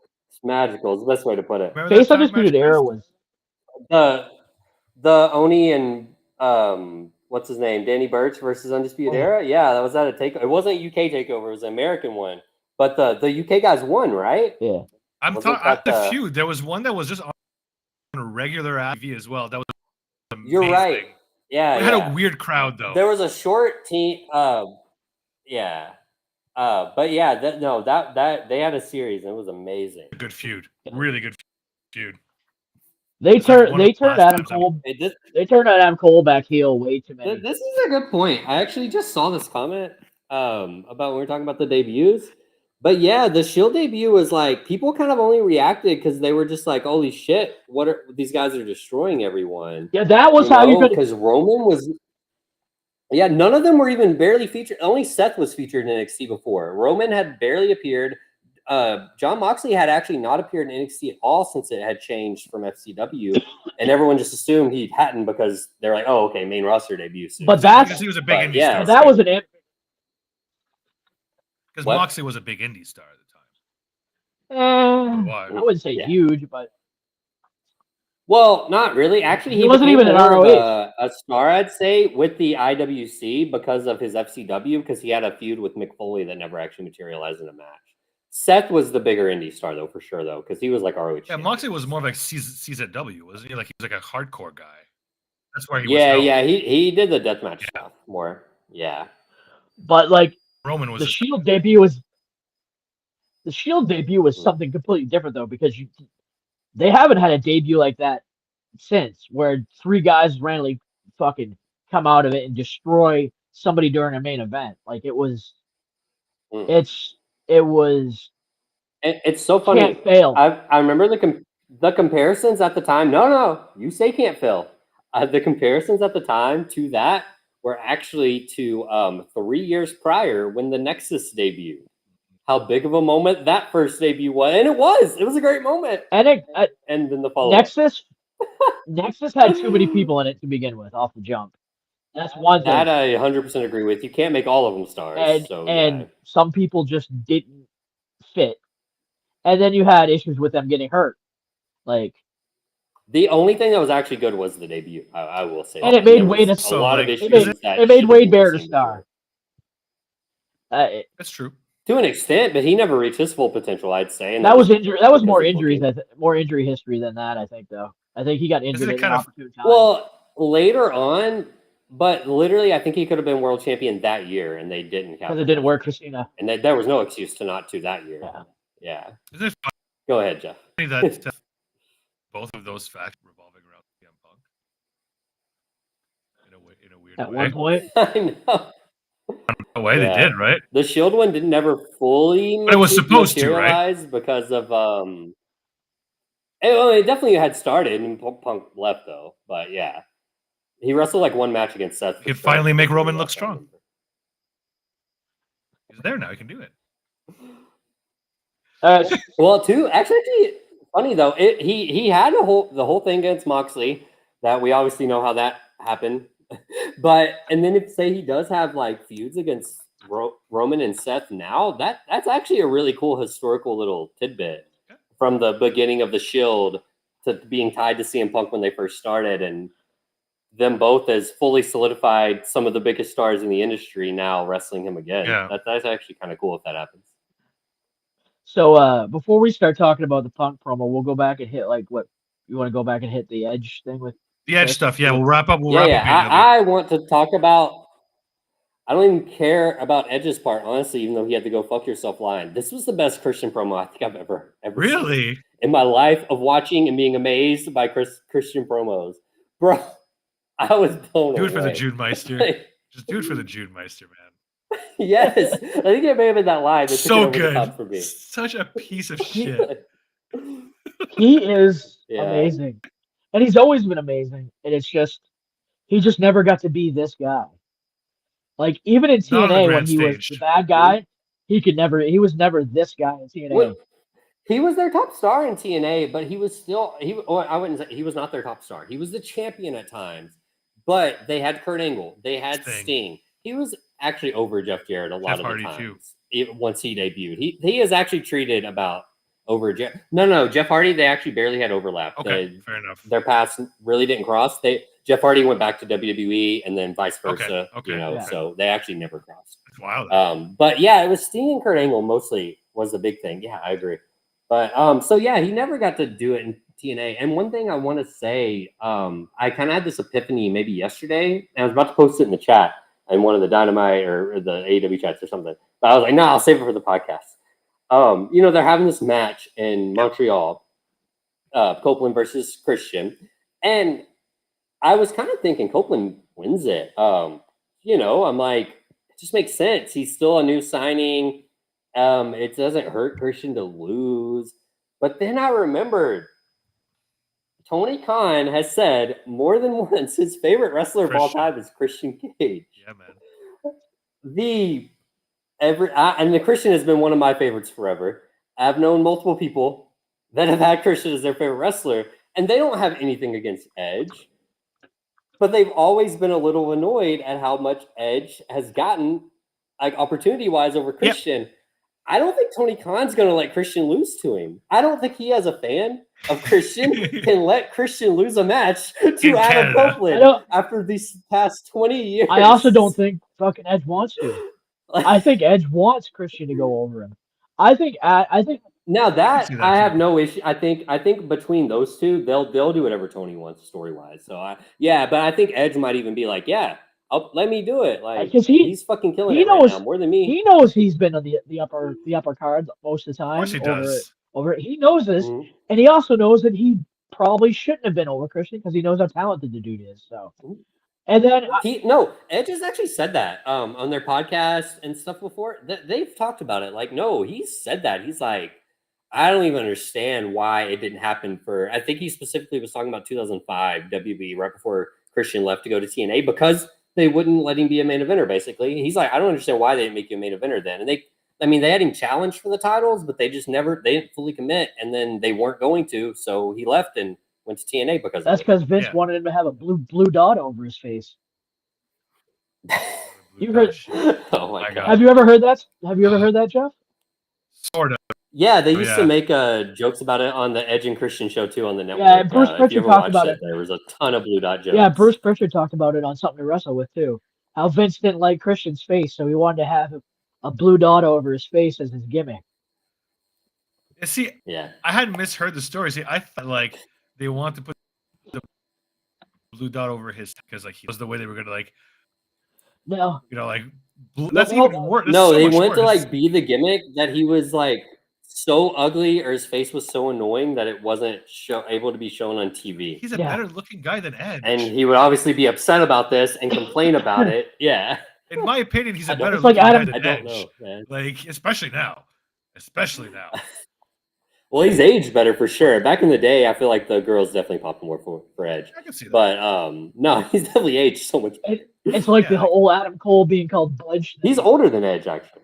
Is he? He's a patriarch. I think he's 50, and Edge is like 49, almost 50. Patriarch. But yeah, I'm not 100% sure on that. Regarding what you guys were talking about as far as results go, I also think Christian for a multitude of reasons. Like, if Edge wins, like the feud's kind of over, and I don't think this feud is ending here. I really don't. That would be too early. Second of all, I think this is where Mama Wayne turns for Edge beating up her baby boy in front of her, which was like really, really not cool.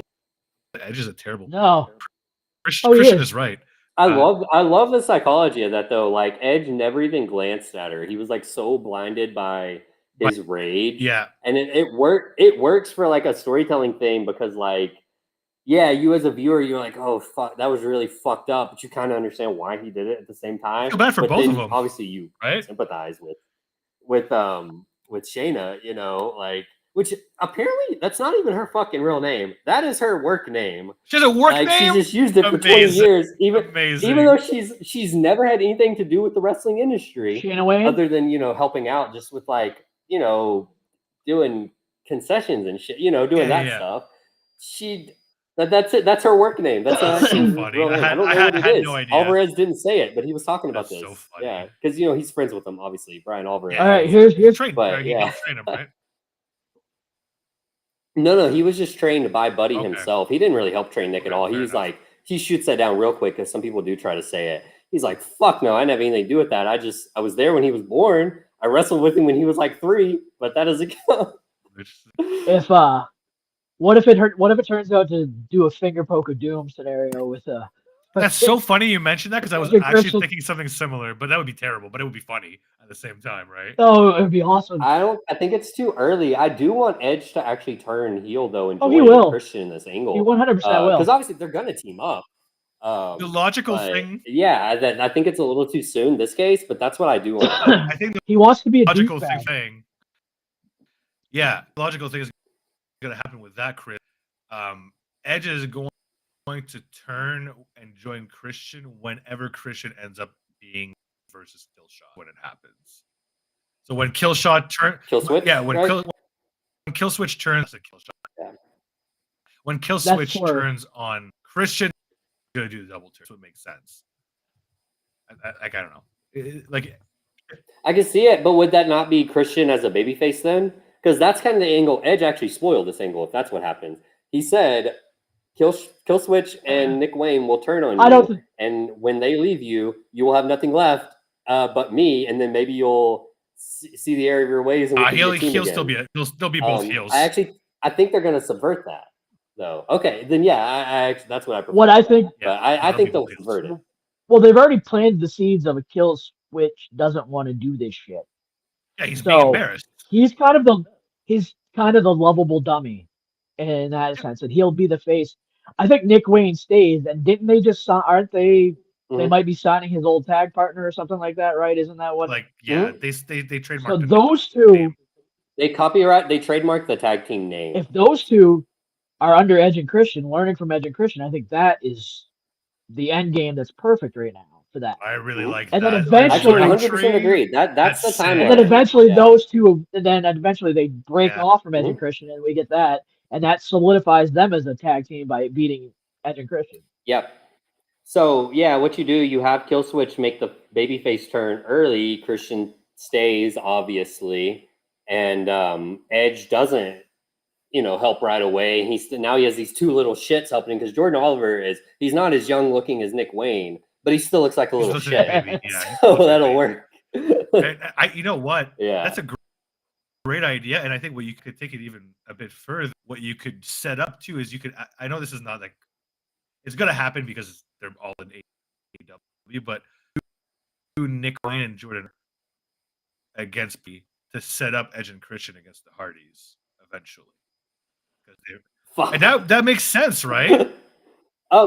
Real quick before we leave, though, I'm not touching that.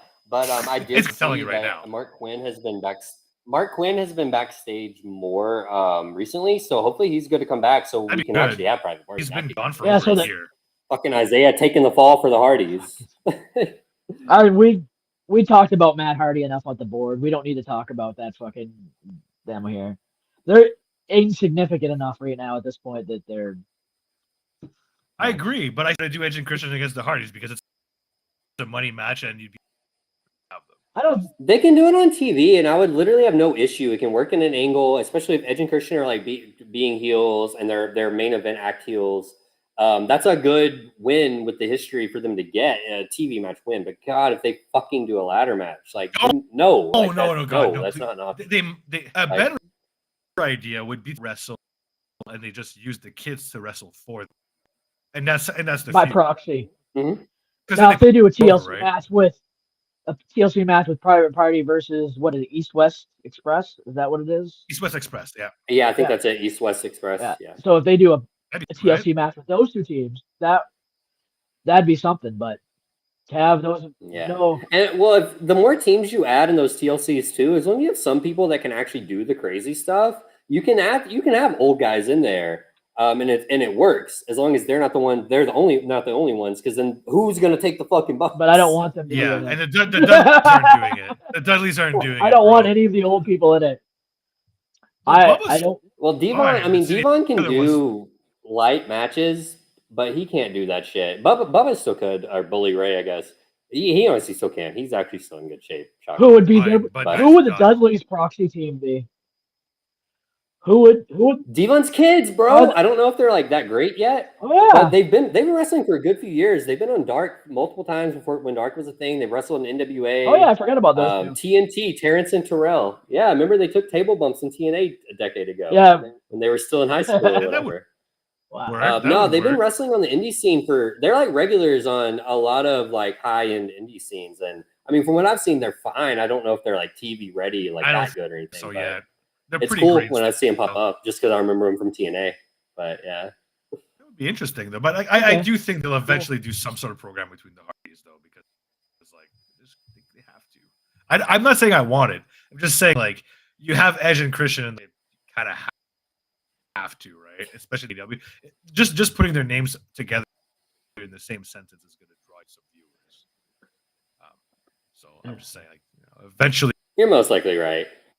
So I'm not saying I think it's going to happen.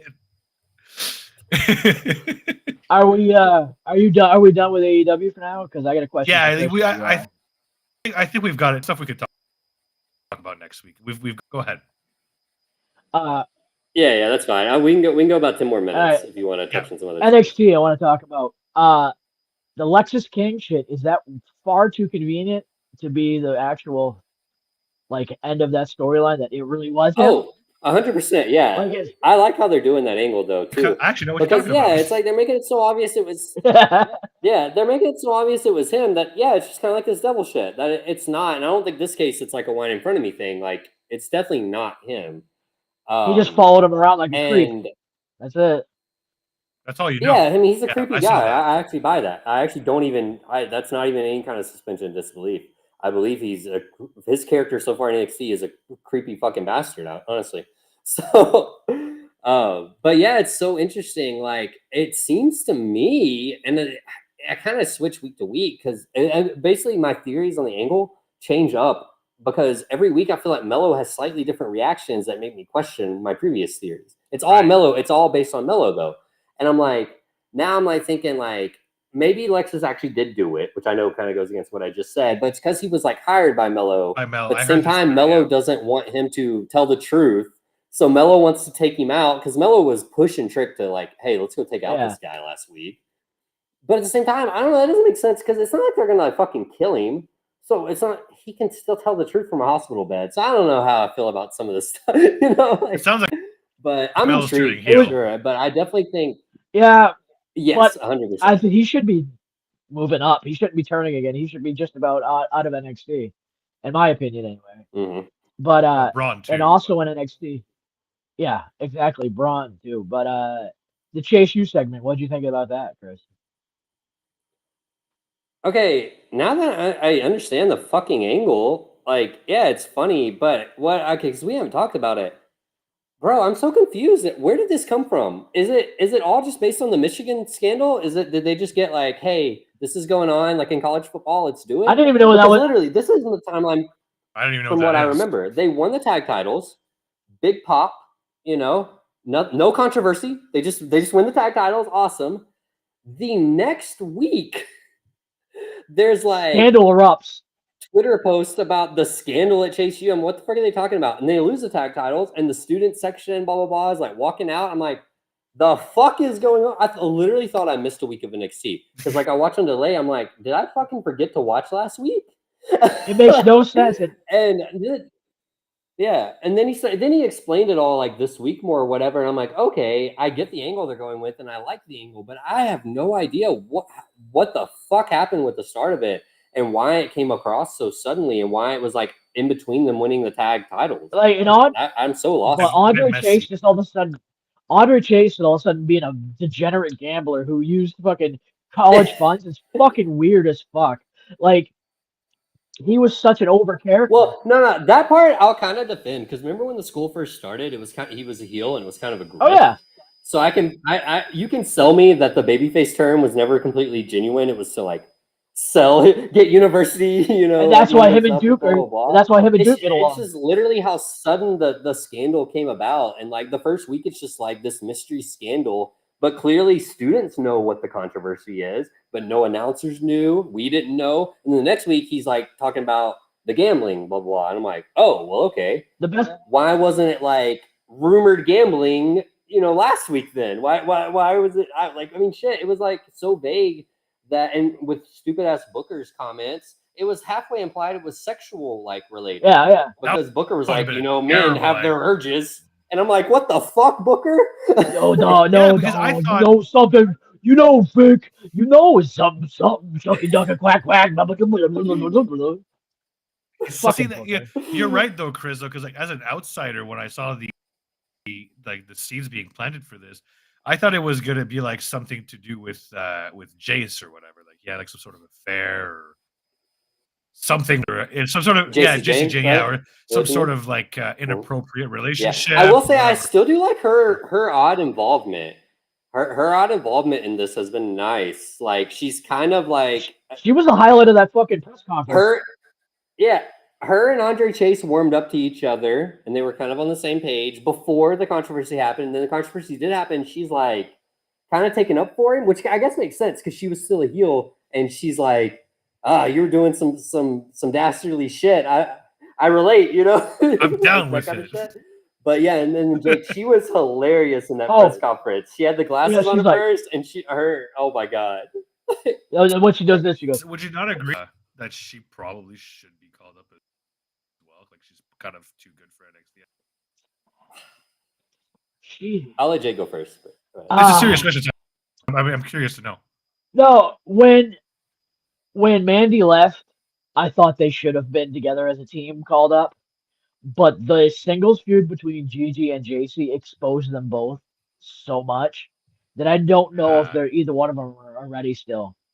But JC's actually seems more ready than Gigi now because Gigi has been. I thought she was.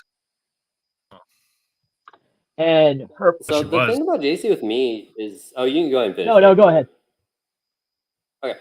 The thing about JC, I was never... Okay, obviously she was really green when she first came up with Toxic Attraction. I think everyone agreed with that.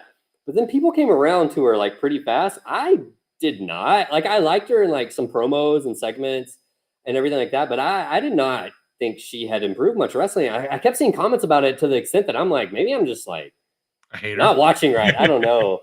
But I had different thoughts about the JC and Gigi feud. I do agree Gigi didn't look great in it, but I thought JC looked pretty solid in it. And since she's done well, and now I am finally coming around that I think she'd be fine on the main roster. She wouldn't blow anyone away, but as a body in a feud, and she'd be entertaining backstage, yeah, she'd be fine. I personally, for my entertainment as a fan, I want her to stay on NXT though, because I just think she adds more to that show than she would add to the others. For me, watching as a good insight. Also, I will say too, real quick, I do think Gigi has looked a lot better the last 2 months or so, especially that feud with Blair. That looks like the old what was her indie name? Kelly. That she was looking a lot more like that. Yeah. Kelly. I mean, and her promos are a little better. It's still her promos still feel really forced to me. I just don't. Not very natural. You mean Gigi, not JC, right? Oh yeah, Gigi. JC's just natural douchey. Mm-hmm. And her drunken white claw girl dance is still fucking great too. She does the grinding and fucking.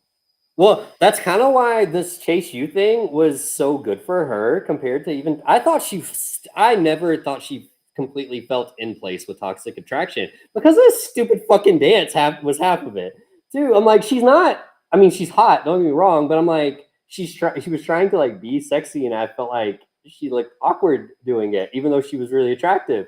And that was the whole gimmick, though, was to be sexy. But now that she started doing the Chase U stuff with Thea, and she is being a college party girl, everything fits. Well, also you're putting in Toxic Attraction. She was default the ugly one.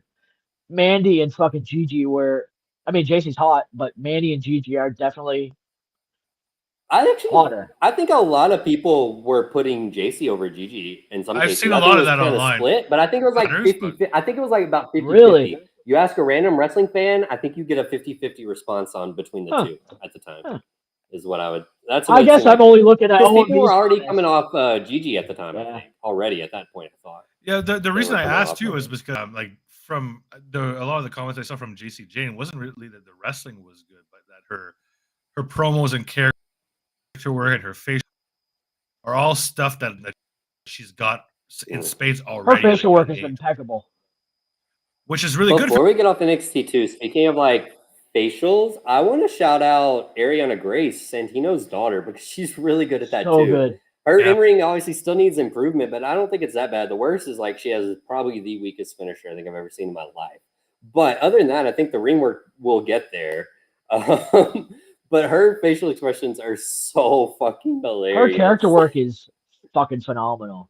But Santino's character work was always phenomenal. That promo, Jeff, did you see the promo she had? I think it was a pre-tape. I can't remember. It could have been in front of the live crowd though. But she was basically just like telling the she went on a rant about like her opponent, and then she started talking about the crowd, and she's like, "By the way, please purchase deodorant," and that's how she ended the promo.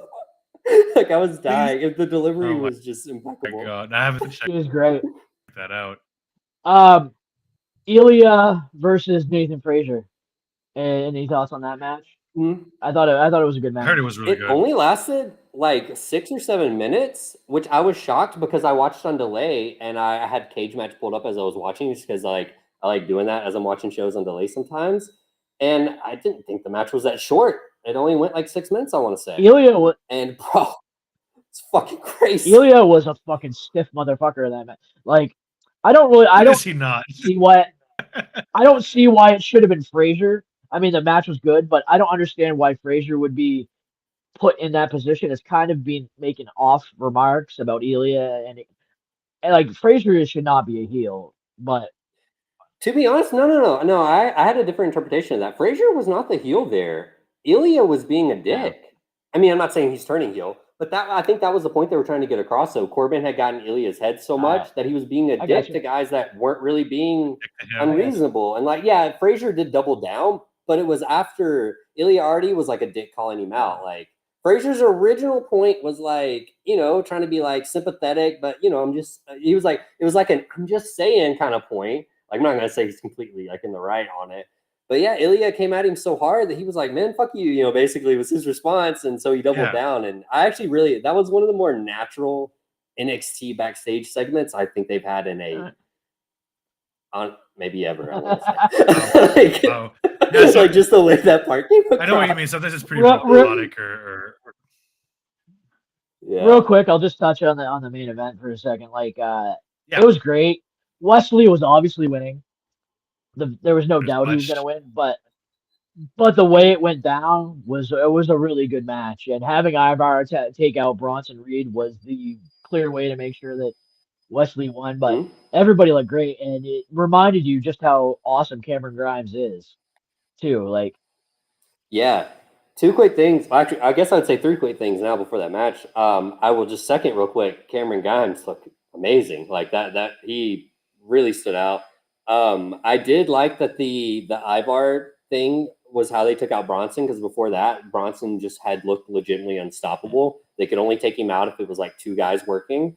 And the crowd popped so huge seeing these 2 big guys just keep fighting like that. And it also opened up that the 3 guys, when they were left for like that last, they were probably only like 2-3 minutes. They did some super awesome. It was just a 3-way spot after 3-way spot after 3-way spot for the finishing sequence, basically for like the last 2 minutes. And it all flowed perfectly. Not a misstep at all from any of the 3. It was the awesome. Ending was phenomenal. The cave into Gargano followed by the cardiac kick to Grimes for the 1-2-3. That was a great little. They all look good. Wesley is far too good for NXT now. Like, he should be putting up bangers on the main. Like, his run with the North American title was just phenomenal, and to have him go back and still trying to get it again, I don't know. I think he's built for better things. All right. I don't mind his own personal like kayfabe logic for wanting it back, but yeah, I kind of agree from like just a Booker, non-kayfabe standpoint. Why would you put him back in that title picture after his own logic? Though I actually do really like. But... So and on that, then this will be the last question. Mm-hmm. Do you think he's going to beat him? Do you think he's going to regain his championship from Dom? Yeah, I do. I actually do. Yeah, I think they kind of go back to that reign. I think, which is weird because it was so long and kind of complete, but in a way, sorry, I'll let you go real quick after this, Jake.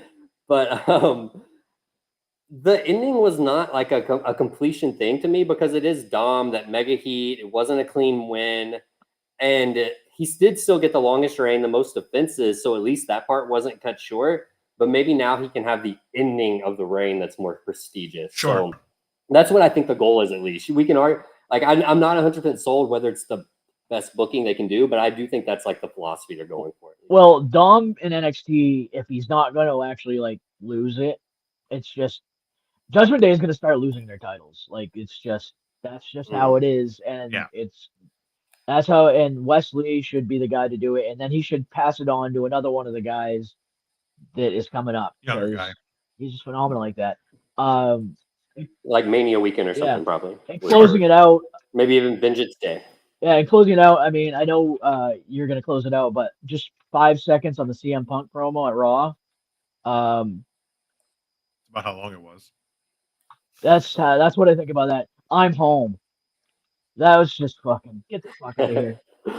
Other than that one line, like what the fuck did he even say in the promo? Nothing. That was the only noteworthy line. I feel like nothing. I felt it was like, I would say it was almost like promotional malpractice. Do that to crap. Make him wait 3 hours, 5-minute promo. It's very Vince. Oh well, I'm not going to defend it by any means, but I 100% expected it. So it's hard for me to be that mad when I'm like already expecting it like a day in advance, because I'm just like, that's how that part's going to be. And I'm like, I still had other stuff I was looking forward to. Like I was actually looking more forward to Randy anyway. And he had the opening segment and the main event right before Punk. So that part didn't bother me, but if I was a really hardcore CM Punk fan, I think I would have been annoyed. But one thing I will say, to halfway defend the promo, and actually kind of not really. It's more like negating some of the other stuff. But this promo actually reminded me so much of like the first 3 months of his AEW run. Yep. Remember, Jeff, you might remember specifically when EC was like, I'm not feeling this fucking Punk. He feels like a phony or whatever, this happy-go-lucky. I remember Punk. Saying exactly. That's what this was. Yeah. I felt the same way. Yeah. That's what this promo was. I didn't have the hindsight of the old run, right? When AEW, like people who know me, like, no, I have Punk until AEW. I just haven't. Just didn't watch wrestling back then. Hindsight. But with that run, I felt the exact same way. Like he feels like a fucking phone. Yeah. Maybe, but I don't know. So I will say, and this is where I say this. The slight defense comes in is that was just promo 1. And his AEW, even though his first AEW promo was a lot better, but the rest after that were very much like this. Kind of pandering, kind of not saying a lot, just even when he wrestled, he didn't have major feuds built yet until he got to that Kingston one. Yeah. And so I think that's what they're going to do here too. And the reason I say it might be okay is because it was okay in AEW after that.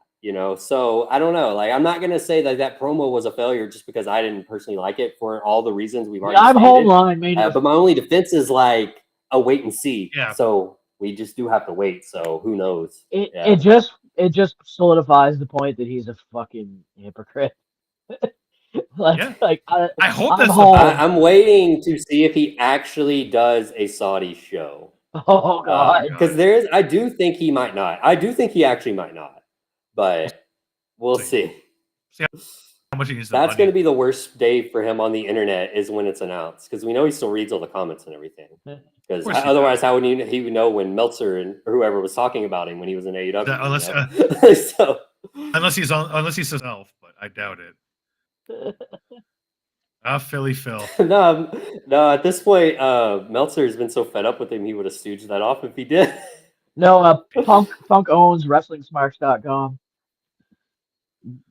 Mark is actually Wait, is hey, actually the being site paused. what did used to be called Wrestling Punks. Wrestling Punks. I remember I made fucking 30 different banners for it.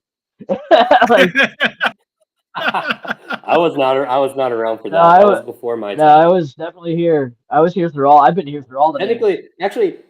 Technically, when Wrestling Punks was a thing and the lineage of the site, I was actually on the Wrestling Smarks website, that incarnation before Smart bought it, because he just kept that name. So that's actually funny. I know. Timeline. It is a crazy timeline that they fucking they merged together, but here we are. Yeah, it's basically one big merger with a ton of small ones. But yeah, we can wrap up this week. It's about, if you guys have anything about else that time. Yeah, no, it's a good show. Like we didn't get to cover absolutely everything. We'll talk about next week the Billy Starks and Athena stuff. We'll touch on that next week. I'll have a lot to talk about ROH the week after for sure, because I'll be at Final Battle. So we'll start previewing that next week. Jake, thanks again for joining us for 2 weeks in a row. It was awesome. No problem. Probably won't be around next week, but next. Okay. Well, we'll see what we can do. We're heading into the holidays. Scheduling. I'll be on again, but like, especially if you guys are going to talk ROH and stuff like that, which I don't watch, so. No, that's fair. We got the right people for the right content, right? I would just be here looking pretty. Well, you're good at that, and thanks for tuning in. Thanks for everybody who the chat was pretty active again, so that was really awesome. Hit that like, hit that subscribe, and see you next week.